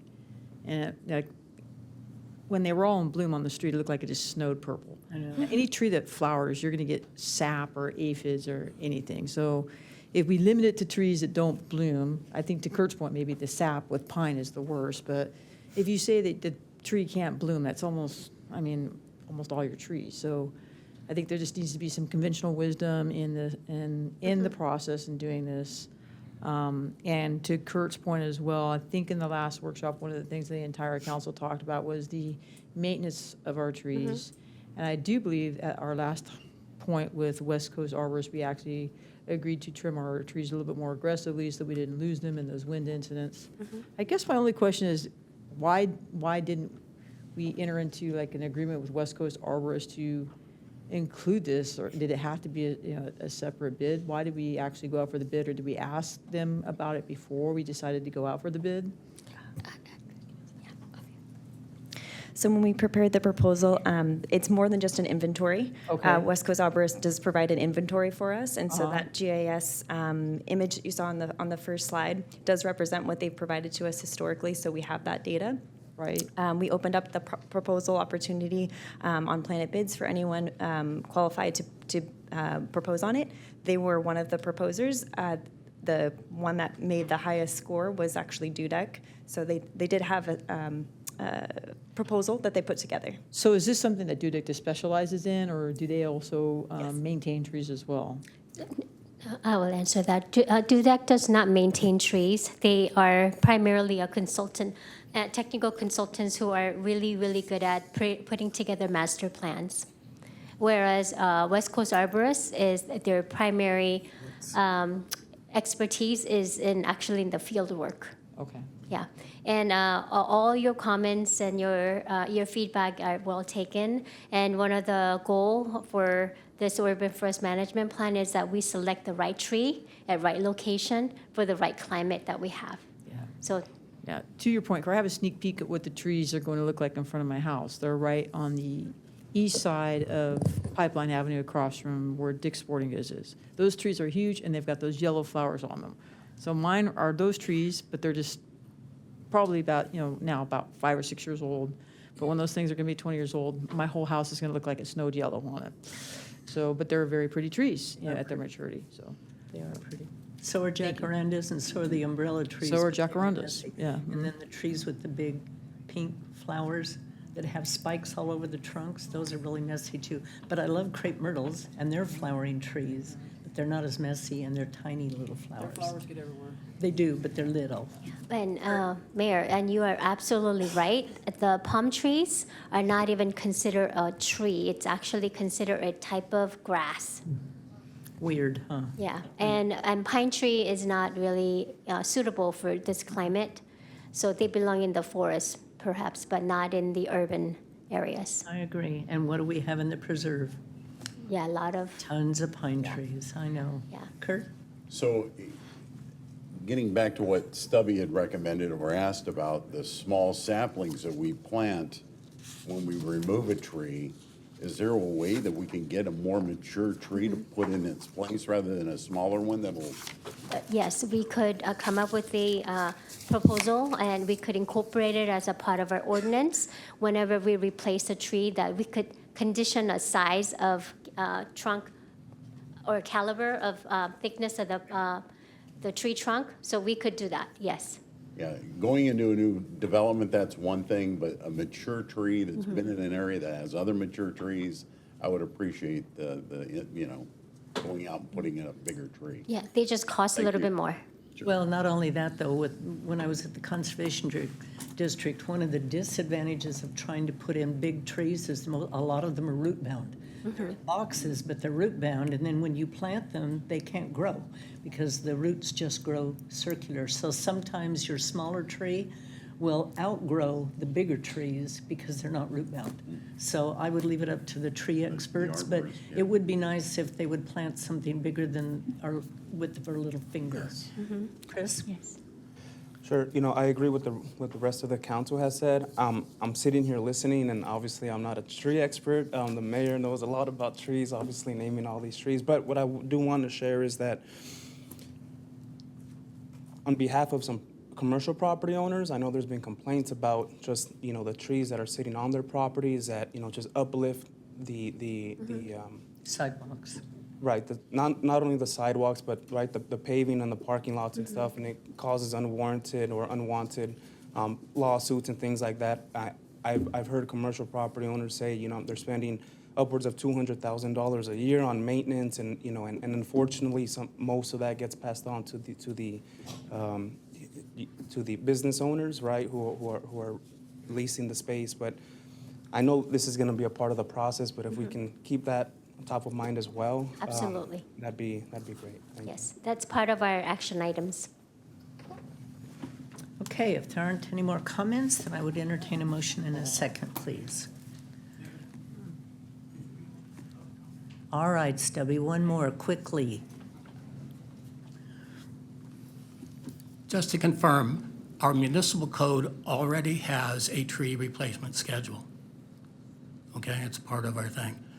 Any tree over 10 inches has to be replaced depending on quantity and a couple other environmental things with a 48 or a 36-inch box tree, which are small enough, Mayor, that they don't tend to get root bound. Depends on how Fully long they've mature been- trees do. They have a Depends on how long they've been transplantation in the process. box. Yeah. So that's already part of our municipal code. We just don't follow it. Thank you. Yeah, and it depends on how long it's in the box. Some of those trees have been in there for years and they are root bound. Okay, motion second, please.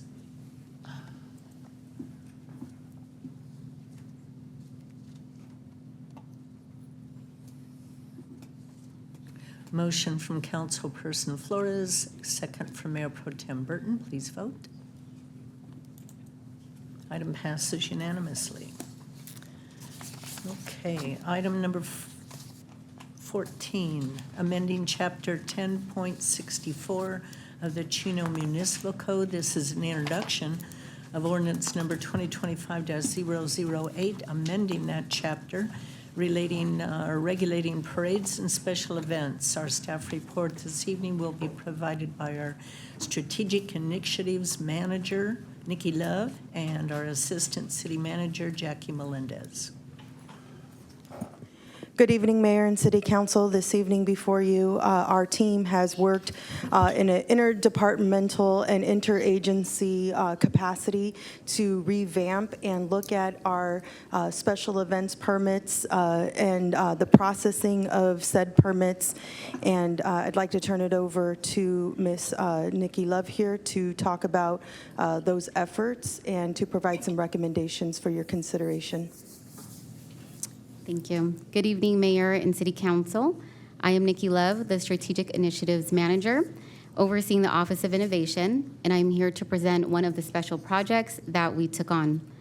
Before you tonight are a culmination of 1 year of interdepartmental and interagency collaboration to help streamline and modernize the special event permit process and municipal code. Our objective for this project was clear.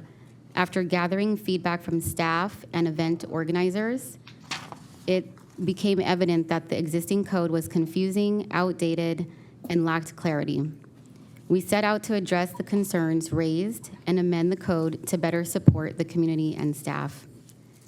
Before you tonight, for your consideration, is a request to amend Chapter 10.64 of the Municipal Code, regulating parades and special events.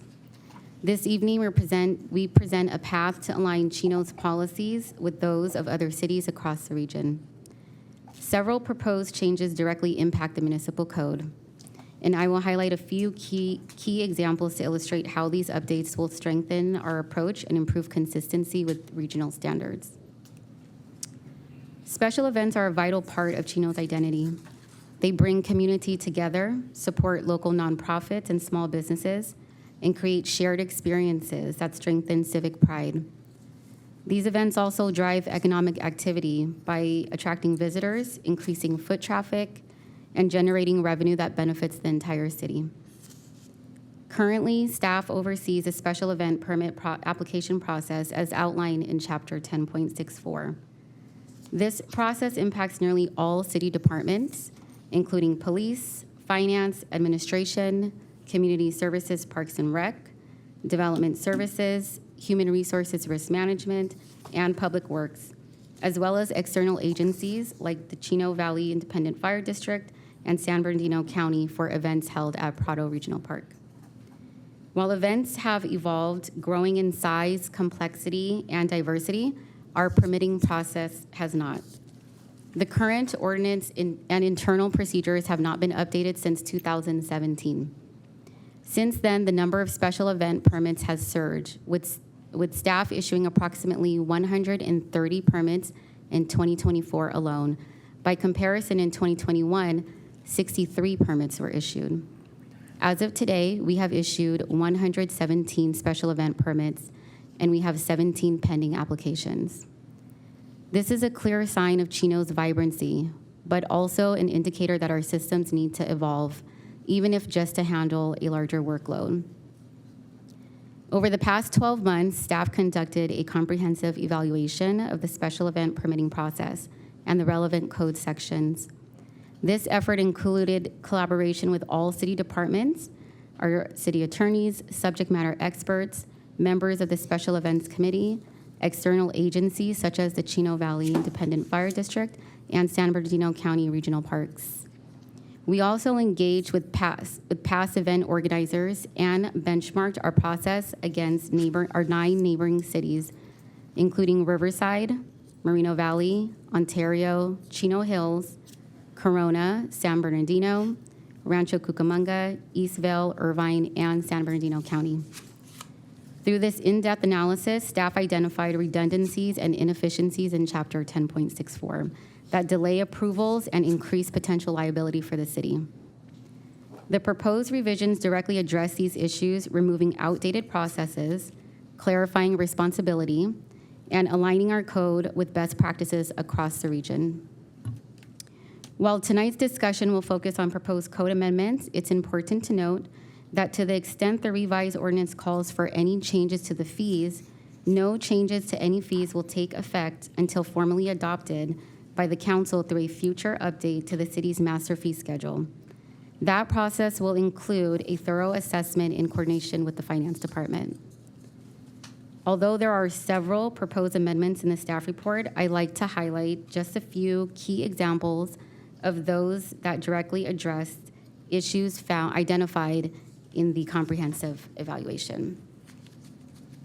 Staff recommends redefining special events in Chapter 10.64020, as the current code requires a special event permit for events expecting 500 or more attendees or 250 attendees or more if alcohol is served on private property that is not residential.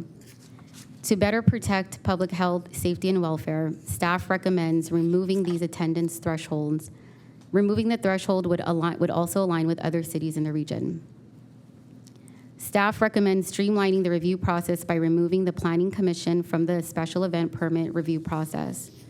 This step currently causes unnecessary delays and fees, especially since the city planner already reviews these applications. Staff also recommends aligning the appeal process in Chapter 10.64.100 for denied special event permits with the existing business license appeal procedures in Chapter 5.04.300. This change would ensure consistency and clarity across the city's processes. Staff also recommends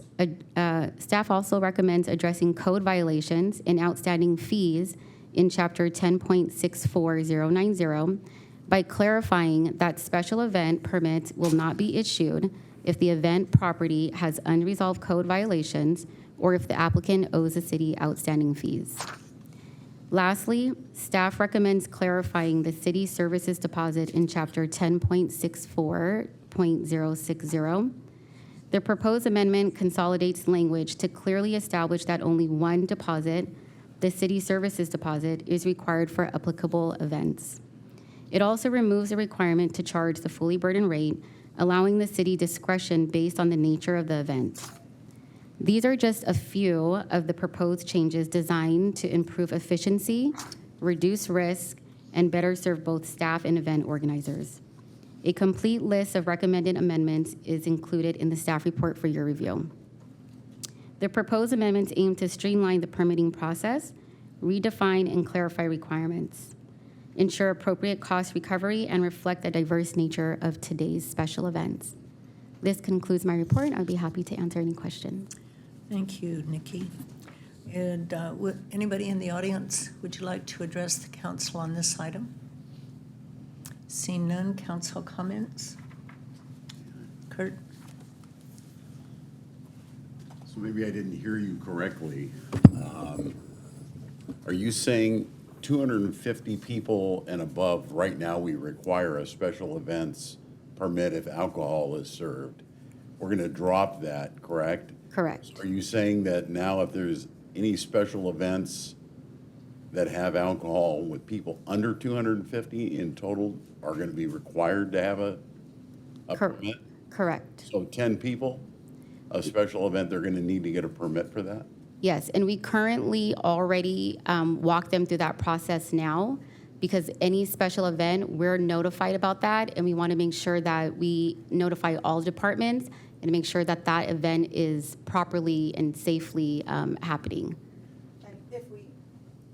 If we can clarify, there is a difference between a public event and a private event, so it wouldn't apply to your private backyard party. This is an event that is advertised to the public or open to non-private folks. That would be the difference in this space. Right, I appreciate Yes. the clarification on that. The other thing, thank you very much for bringing this forward.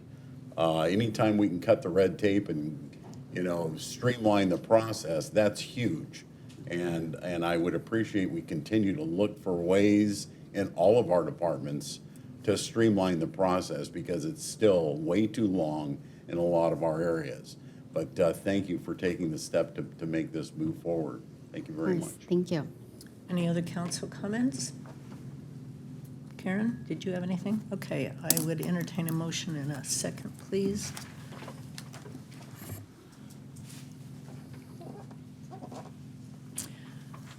Motion from Councilperson Flores, second from Councilperson Lucio. Please vote. And if I may, Oh, no, don't vote yet. I goofed. Doggone it, I was doing so. no, I caught you in time. Before the city council is ordinance number 2025-008, entitled An Ordinance of the City Council of the City of Chino, California, amending Chapter 10.64, Parades and Special Events of Title 10, Vehicles and Traffic of the Chino Municipal Code, and that's being read by title only and waiving further reading. Thank you, Mayor. Okay, now vote. Item passes unanimously. Item number 15, amending Chapter 2.36, Planning Commission of the Chino Municipal Code.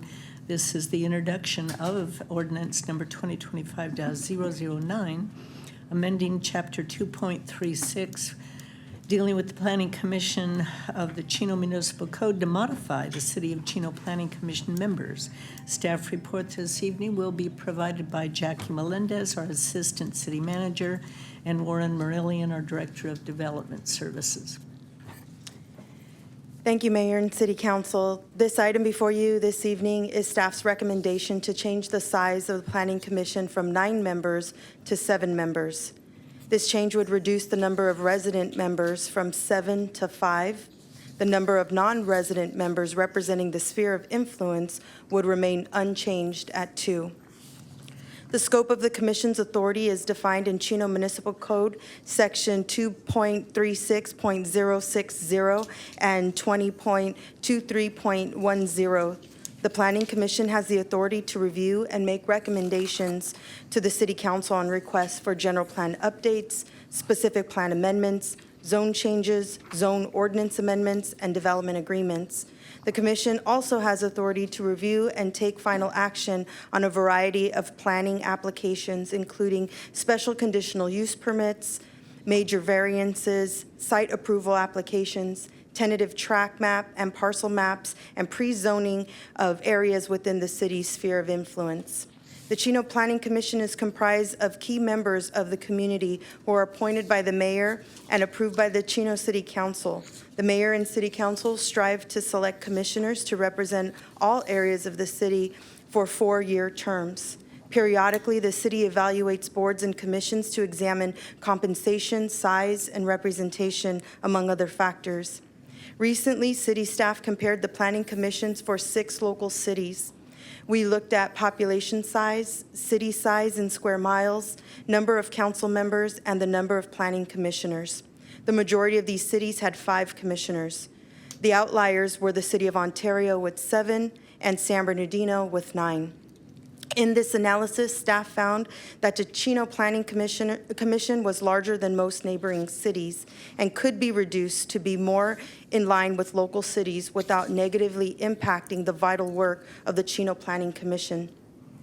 Staff recommends that, therefore, that the council approve the introduction of ordinance 2025-009, amending Chapter 2.36 of the Chino Municipal Code to provide for the reduction of the number of resident planning commission members from 7 to 5 to be read by number and title only, and waive further reading of the ordinance.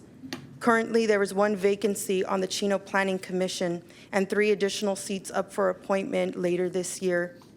If approved this evening, the city clerk will recommend that the city council at an upcoming council meeting address the current vacancy and open the application period to receive applications for 2 planning commission vacancies, resulting in a 5 planning commission board. This action will result in nominal changes related to compensation for meeting attendance, training, dues, and conference attendance.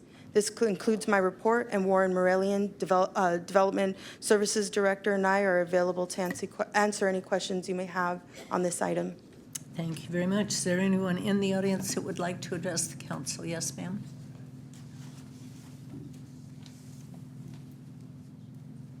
Hello. I just don't really understand why we would want less resident involvement and less community engagement in the Planning Commission. It's the way Pomona and Rancho Cucamonga and neighboring cities do it. Doesn't sound like a compelling argument to me personally, when I've heard so many council members here say they love our community, they want to listen to us, we have communication and engagement, partnerships and teamwork written up there, and we're saying we want less residents to have a say in the Planning Commission. Doesn't really make any sense to me, but I'm sure the council will do the right thing. Thank you. Thank you very much.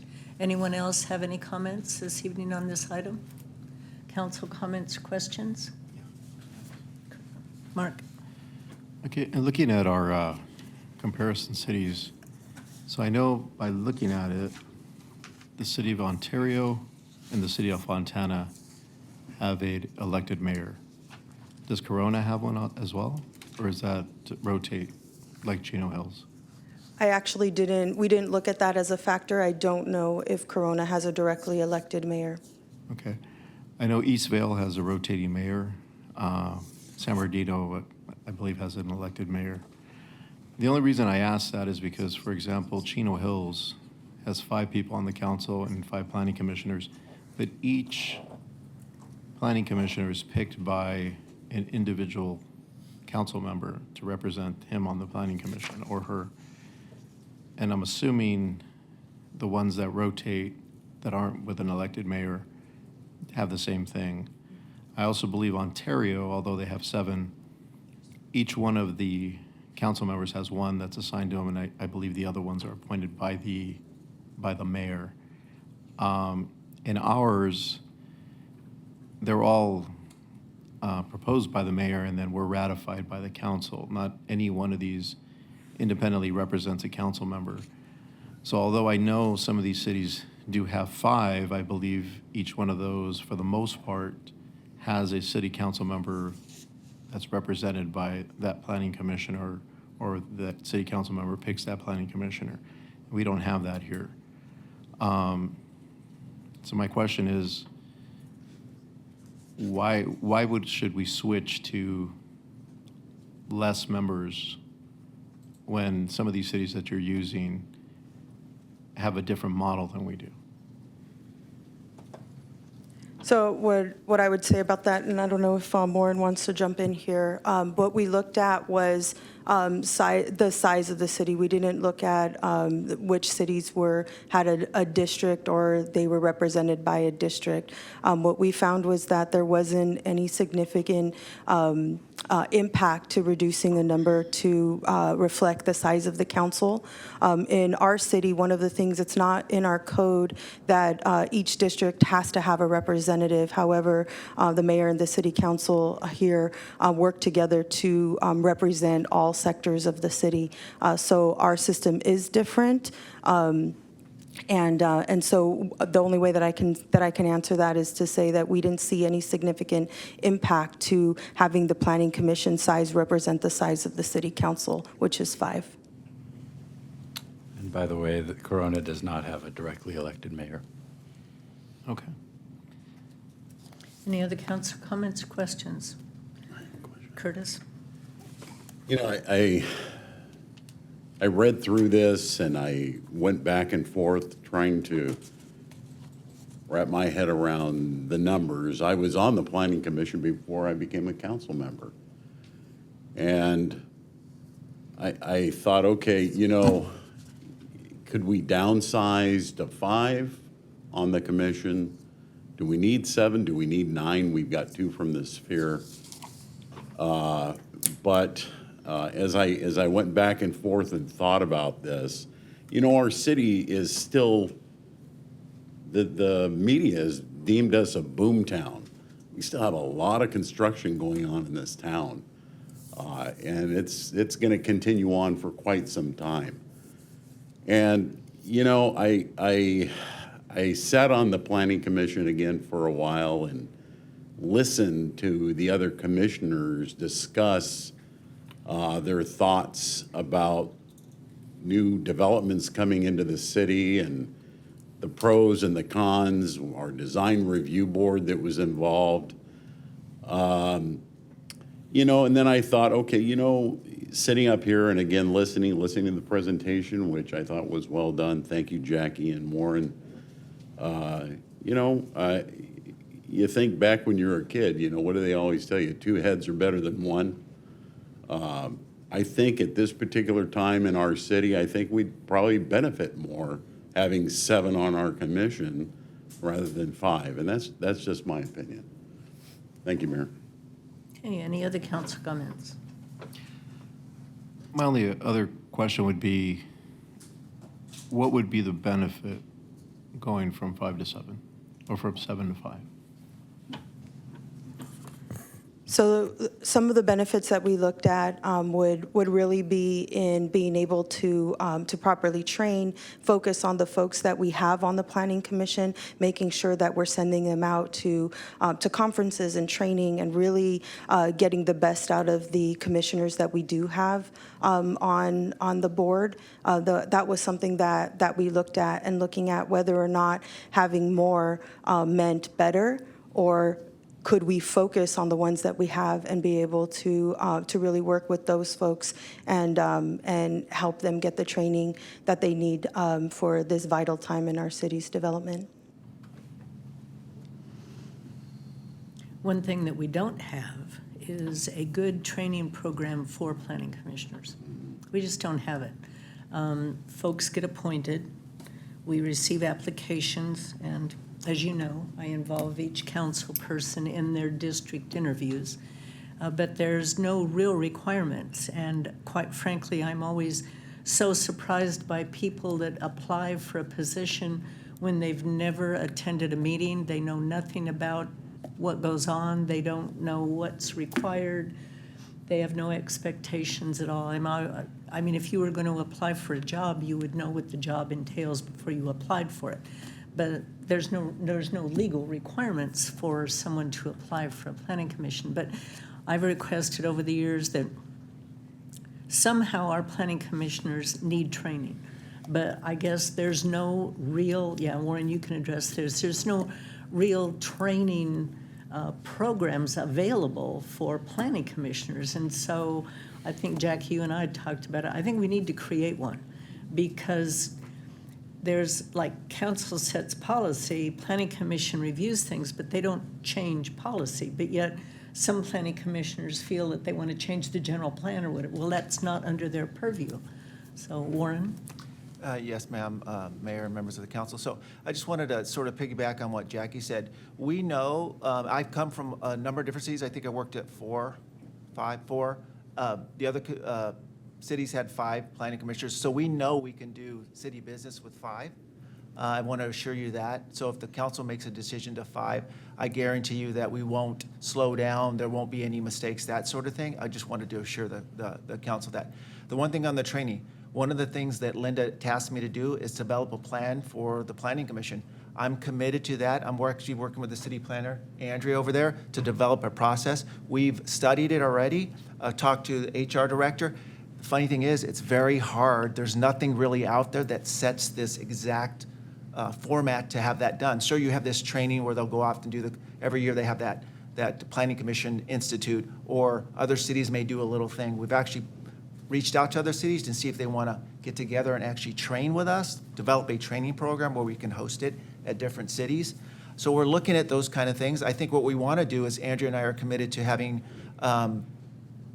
speakers come to the Planning Commission. We're starting that actually at the next one. Jackie's team's going to come talk about economic development. You're absolutely right, Mayor. In terms of the experience, one of the things we would love as city employees is to have experienced architects, engineers, everything. They understand or speak. However, we're trying to get people from the city that represent the entire city, and some may not be the professionals that actually do what we do. Some may just do things that are so different that bring them on board. It takes a little while to get them on board and rolling, and we understand that. Some that have been on there, the Brandon Blanchards of the world are just amazing because they've been on there a while. Walt Polcocks of the world, Councilmember Burton, also came up to speed pretty quick. So we understand it. I commit to you that we're going to develop a process, but I just want you to know it's not as easy as we thought it would be, but we're committed to doing it. Well, I know it's not easy. And even, we have 4 districts, whether we have 5 or we have 7. We will never have an even number in all 4 districts because it just doesn't come out that way. You don't have a partial person. And then when we have the census and districts change, then it kind of throws it off again, and we may end up with none in one district, 3 in another, and then it takes time while they either circulate through, resign, or whatever. So we'll never have, unless we have even numbers, which you don't want, because then you don't have anybody to break that stalemate, if it's like a 4-4 or whatever. So the numbers will never be exactly right, but what I've tried to work toward is that we have representation in each district and that each council member has a say in who represents their district. Now, sometimes we don't have an application from a district that has an opening. So then there'll be, again, an uneven number because another district will have maybe one more than, what they normally would. So, yeah, there's no real easy answer to it. There just isn't. Kurt?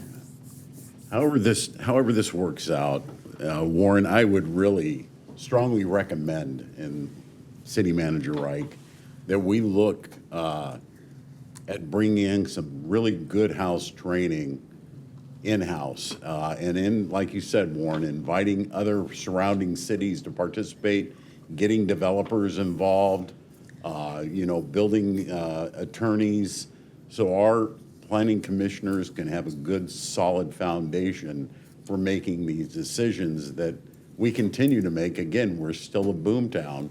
We've got a lot of things going on, and there's no question as to what their role is and how to tackle it. So please, if you can continue to look for some good in-house training, develop it, I would certainly appreciate it.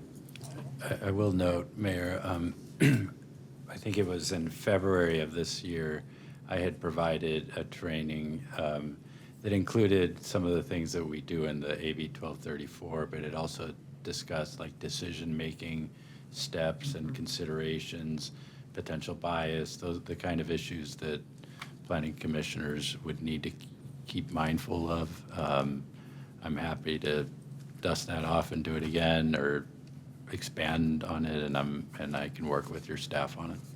Yeah, being able to provide consistency and having them receive similar training. Often what happens is you send 2 commissioners at a time, maybe 3 at the most. We have 9 commissioners overall.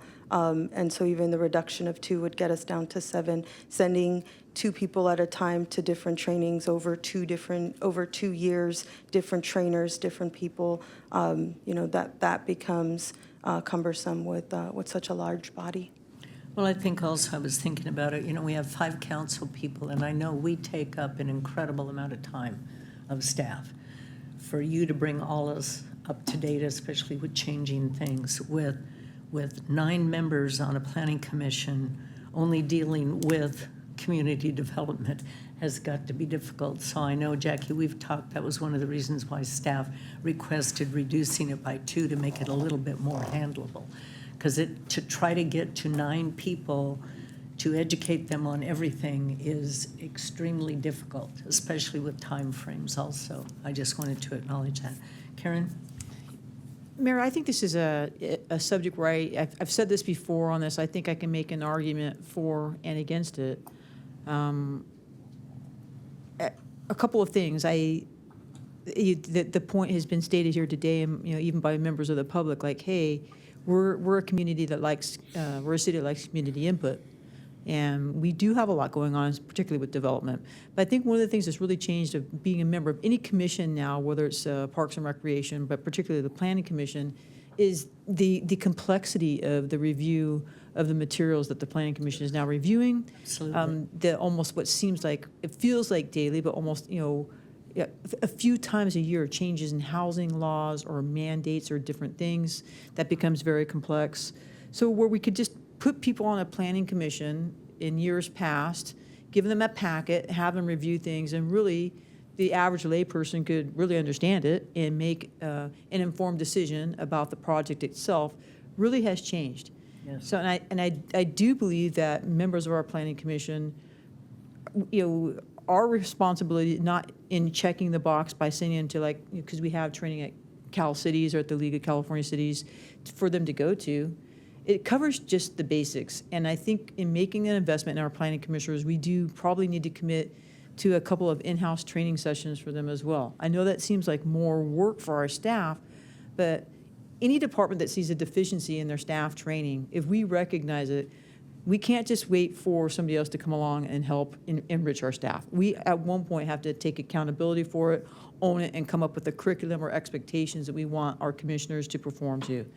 So I would say, while I think it's convenient for our staff in this particular case to want to have to push this to less people, I think with the changes in housing and our community sentiment on development projects, I look at our planning commissioners, and I've said this before, there should be representation in each district. We don't like to talk about districting because we like to say we're one contiguous community, but districting has changed us. So there should be, to the mayor's point, council representation on all these appointments on both commissions, including the Planning Commission, as well as a longer-term commitment to developing them. And I don't know on this one. While I empathize with staff, they would like to see us. They know we can function with 5, but we know what our planning commissioners should be doing is also taking the pulse of our community in these development projects, and also listening to people. And that's the time for decisions to be made. We talk about at that meeting before it comes to the city council.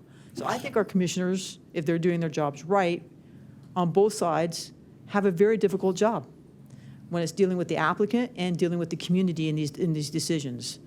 So part of me wants to say, yeah, staff, I'd like to say, hey, let's reduce this project, let's reduce this staffing from down to 5. But let's face it, the 2 that we have that are at large, yeah, I mean, they really aren't opining on much except for what we do in this sphere. So I would just ask that the council, ask themselves whether or not we should do this, or do we keep it at 7 and just say, hey, we're going to make a commitment to invest in them, train them more often, and that sometimes more input at this point is better than less. I don't know. I'm willing to listen to the rest of my council members' perspective on this. So I mean, I've listened to the. It's a toss-up. Yeah, I've listened to the pros and the cons. One of the cons is that by having more, it's hard to train them. And we're talking about sending 2 at a time. What the reality is, it's not the same as a city council, because you can only send 2 at a time in a city council, because if you send 3, you have a quorum. But here, if you have a 7-person council, you don't send 2 at a time, you can send up to 3. So, and then if you want to include a person from the sphere, you can send up to 4. Because really the quorum becomes 5 if it's voting on something within the sphere. So the number of people you can send to training is greater on a planning commission because you need more to get the quorum. It's not the same as it is on a city council where you're limited to 2. So I think, yes, I understand it's important to get them trained, but I think we're looking at it and making it an argument that we can only send 2 when the reality is we can send more than that. And if you're also training somebody from the sphere, you can even send more than that. I look at some of our newest planning commissioners on the commission, although I don't go to the meeting that often. But when I do go, I see our newer members like really struggling. Even, sometimes to the point of, confusion about how to vote on things. So I think it's probably best for us to keep a balance of, I think, real experience on there. And there's no guarantee when you get people on these commissions they're going to stick around, because it's a lot of work. It's a lot of work to do these things, including this council. So you get somebody who's gung-ho about doing it, but once you get into it and, you're appointed, it takes a lot of your time on both commissions. So that concludes my comments, Mayor. Thank you. Okay, Kurt? So, talking about the training,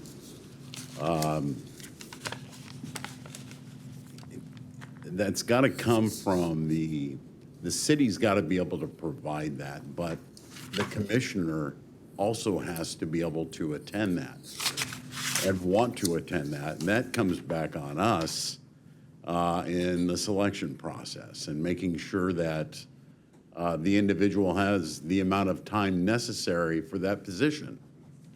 And as Karen had mentioned, you do see some of these new commissioners struggle because they don't have a good understanding of development per se. And I am the liaison to the Planning Commission from the council, probably because I was on the commission.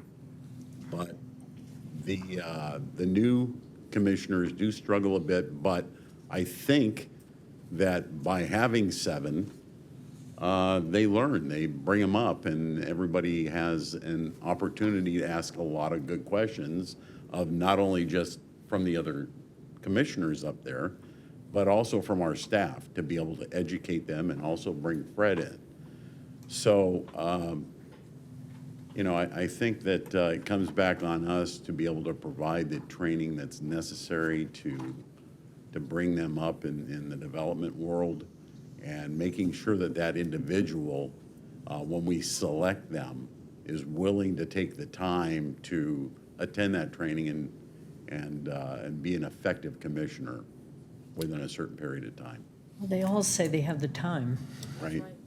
When Yeah, you you're right. interview them. Yeah. When you interview them, they all say they have the time. They say that, Mayor, and you're correct. Like, it's amazing how many people come to those interviews who've never even been to a meeting or don't even know what night the meeting is on. Yeah, they have no clue. They've never attended a meeting. They don't know what it is, but they have the time.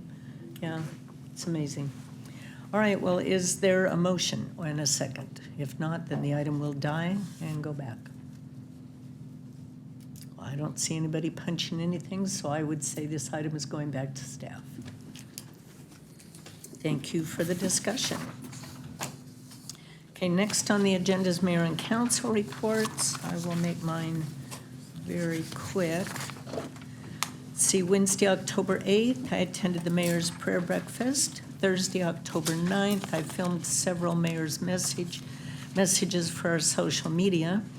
Friday, October 10th, I attended the Southern California Water Coalition Executive Committee meeting via Zoom. Saturday, October 11th, I was able to attend briefly the police department's open house and a Halloween event. That was really nice. A lot of kids were there, and Ark was there with one of the dogs, which was nice. I attended the Old Schoolhouse Museum 4th Annual Harvest Festival, and they had a cow there that people could try to milk. That was fun. Monday, October 13th, I did attend Steve Lewis's celebration of life, which was very, very nice. Attended, really well attended by a lot of people. Tuesday, October 14th, along with the rest of the council, I attended our study session for an overview of restated and amended franchise agreement with Waste Management. Thursday was a busy day. October 16th, I attended the Omnitrans Admin and Finance Committee meeting, then the SBCTA Transit Metro Valley Committee meeting.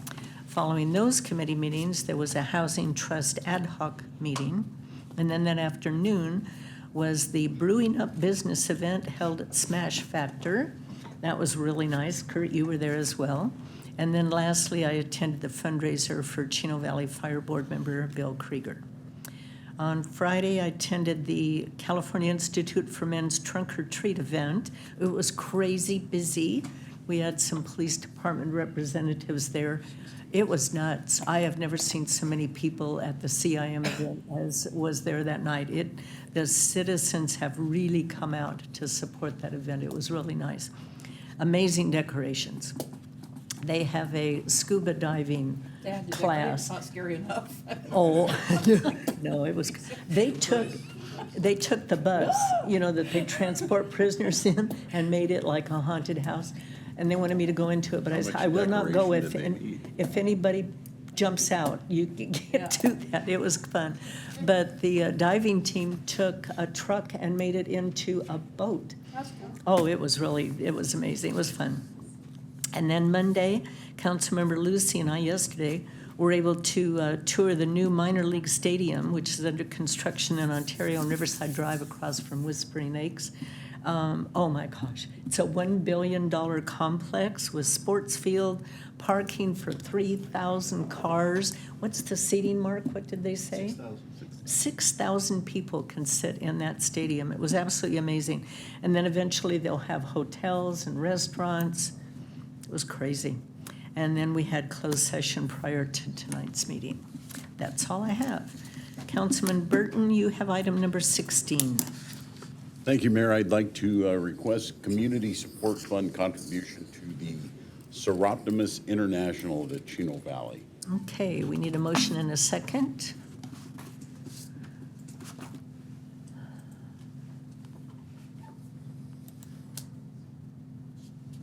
We need a motion and a second. It's not working? Oh, great. Okay, verbal motion and second. It's working. If you can stop clicking and then I can record it. Thank you. Okay, motion from Councilperson Flores, second from Councilperson Comstock. Please vote. Item passes unanimously. Rest of your report. Thank you very much. The 8th through the 10th, I attended the California League of Cities Conference with staff and Councilmember Comstock down in Long Beach. A lot of great information being passed down at that conference, legislative bills coming out, and just a lot of great networking that helps us to be able to catapult our city in a forward direction, just legally, and just the support that's out there as well is phenomenal. So I really appreciated that opportunity. The 11th, I attended St. Margaret's Car Show fundraiser, which was packed when I got there at about 10 o'clock in the morning. A lot of things going on out there, a lot of great old cars. I don't think that they are anywhere close yet to the Kiwanis corn feed, but they have a different setup out there, and it's really a nice, smaller car show. If anybody's interested in going to something like that, I would recommend going out to that in the future. After that, I went to the Harvest Festival at the Old Schoolhouse Museum. If you've not been to the Old Schoolhouse Museum lately, I'd encourage you to go out there. There's a new barn. There's a lot of things going on. They just brought up an old John Deere tractor from the Yorba Slaughter Adobe that was sitting in the dilapidated barn with the roof caving in on it, just sitting there. It's just terrible. But we were able to get it up there and put that in the backyard of the Schoolhouse Museum, and it looks really great. Our staff did an incredible job. After that, I went to the open house at the police department. The chief had so many people at that open house, he was even giving tours to the people out there. He just didn't have enough people to help out because there were so many residents, community members that went out to support the police department.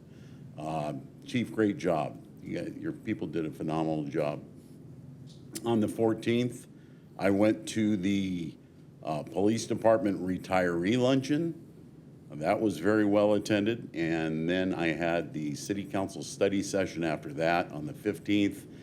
The Inland Empire Bluebells Blue Ribbon Breakfast, which was a law enforcement appreciation breakfast. On the 16th, I also attended the Brewing Up Business Economic Development event with Jackie Melendez and her team. Did a great job, Jackie. Thank you for putting that on. We had a lot of brokers in the city. We're really looking to fill up these vacant businesses and get people into the city and, make this city, thrive and bring in some different types of thing. Everybody had different ideas of what they wanted to see in our city, which I think is great. Let's bring a little bit of everything in this town. And that was a great event, especially being at Smash Factor. Everybody got to play a little bit of golf afterwards. I attended the Business Expo at the Spectrum on the 18th. And then on the 20th, I had my one-on-one with the city manager. And then today, I actually went on a tour of all of the updates at the Chino 2 desalter out in Jurupa Valley. There's a lot of things going on out at that location. We have our desalter, Chino desalter number 1 here in the city. And what that is the water that is pumped up through the Chino Basin is put through a treatment program, and it goes through the desalter, and it removes obviously all the salts in the water, and it sends it down this brine line down into Orange County, where they pay a whole lot of money to treat it there, and then it goes out into the Pacific Ocean. But there's a lot of updates that went on, and I just really appreciated the time that Tom O'Neill gave to me and some of the other folks to give us a tour. So, Mayor, I don't know if you've been out there recently, but there's a lot of great things going on with that. And then lastly, I just would like to express my condolences to the Jennis family on the loss of their son, Cody. I do realize that there are some issues still with homeless in our community. I do know that we have an incredible outreach program with our quality of life team that is out there daily making contacts with these folks so that this type of thing doesn't happen. They're doing their best to provide the resources that are necessary to get these folks to the help that they need. And I really appreciate it. I appreciate the fact that our community has gotten together to support that effort. And Chief, you're doing a good job on that as well. And Mayor, that's the conclusion of my report. Thank you. Aren't you glad I put you on all the water stuff? There's a lot of stuff you sent me on. I- It's a lot to absorb, that's for sure. But see, now you can talk about it. Okay. Councilmember Comstock. Thank you, Mayor. Mine's going to be short because I've actually been busy the last week and a half. I did also attend the League of California Cities Conference, October 8th through the 10th. We, of course, ushered out our president, who was Lynn Kennedy out of Rancho Cucamonga. She did a great job for us this past year, and I'm going to miss Lynn. It's not only did she do a good job, it was nice to have the president of the league be just one of your next door neighbors on the council. We inducted Gabe Quinto from El Cerrito as the new president of the Cal Cities, and I know Gabe's going to do a great job. I'll also be serving as your vice president for the local chapter of the Inland Valley League of Cities. So I'll be working hard at that level as well. I also attended the study session on the 14th after the rain that we had. I know it was a little questionable whether or not we're going to have it because of the power outage here, but we did get the study session done on organics trash completed, so thank you to staff on that. I didn't know Jackson Powell that well, Mayor. Oh, he was a great guy. Yeah, so my condolences to him and his family, and thank you for adjourning his memory and honor tonight. It sounds like this is a gentleman that did a lot of great work for us. So, And then the last thing, I just want to also just thank the senator that was here tonight with her time and all the work that she's done to help us get the Stark property relinquished to the city. And I'm looking forward to the future, the new future of the Stark facility. It's going to be great for our community. That concludes my report tonight. Thank you, Mayor. Jack was a really, really good guy and did a lot in the community before his health started failing. And he had a really gravelly voice. You knew when he was in the room. It was fun. Councilmember Flores, you have item number 17. Yes, thank you, Mayor. Just asking for support on community support funds to No More Locked Doors, Chino Youth Boxing Foundation, and to the Chino Youth Museum. Okay, we need a motion and a second, please. Motion from Councilmember Comstock, second from Councilmember Lucio. Please vote. Item passes unanimously. Thank you, Mayor. I'm gonna keep mine rather brief. On the 9th of October, I attended the grand opening and ribbon cutting for Bruster's Real Ice Cream. If you haven't had a chance to, I know summer's over, but ice cream is great year-round. It's so good. On the 18th of October, I attended the Business Expo hosted by our local Chino Valley Chamber of Commerce. Great event. First time it was hosted here in the city of Chino, so we were excited about that. So thank you to the Chino Valley Chamber of Commerce and Chino Champions here tonight. You guys had a booth, so thank you guys for being there and supporting that event as well. To the Janice family, I see that firsthand every day, just the struggle of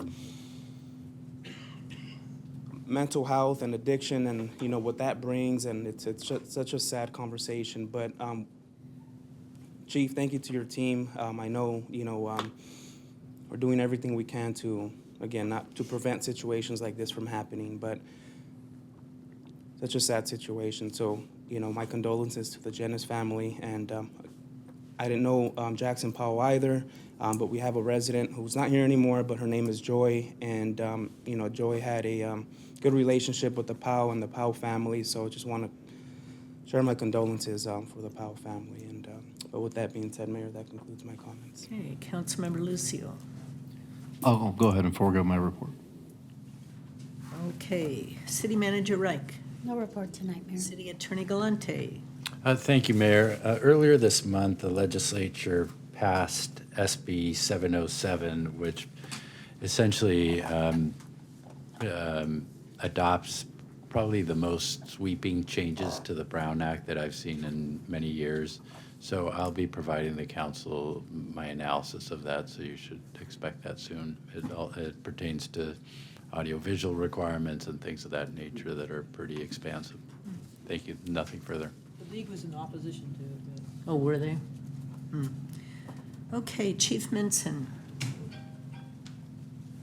Just real quick, thank you to the members of the community that came out to the open house. That was the largest turnout we've had in quite a few years. And so we already had a meeting after that we're planning on our open house for next year and make it even bigger and better. So we're real excited about it. So that concludes my report unless you have any questions. It seemed like the Bloodhound was having a good time, too. Scout was having a great time. Slobbering on everybody. He's a great addition, yes. Yeah, it was fun. Thank you. Nothing, hey, Jen? Any other director reports? Okay, Chief Williams. Nothing this evening. All right, then with that, we will adjourn our meeting in memory of Jackson Clarence Powell Jr. Our next meeting of the City Council will be tomorrow night, or tomorrow during the day. Workshop held tomorrow at 10:30 a.m. at the Chino Police Department. Our next regular meeting will be held on Tuesday, November 4th at 6, with closed session starting no earlier than 4 if necessary. With that, we are adjourned.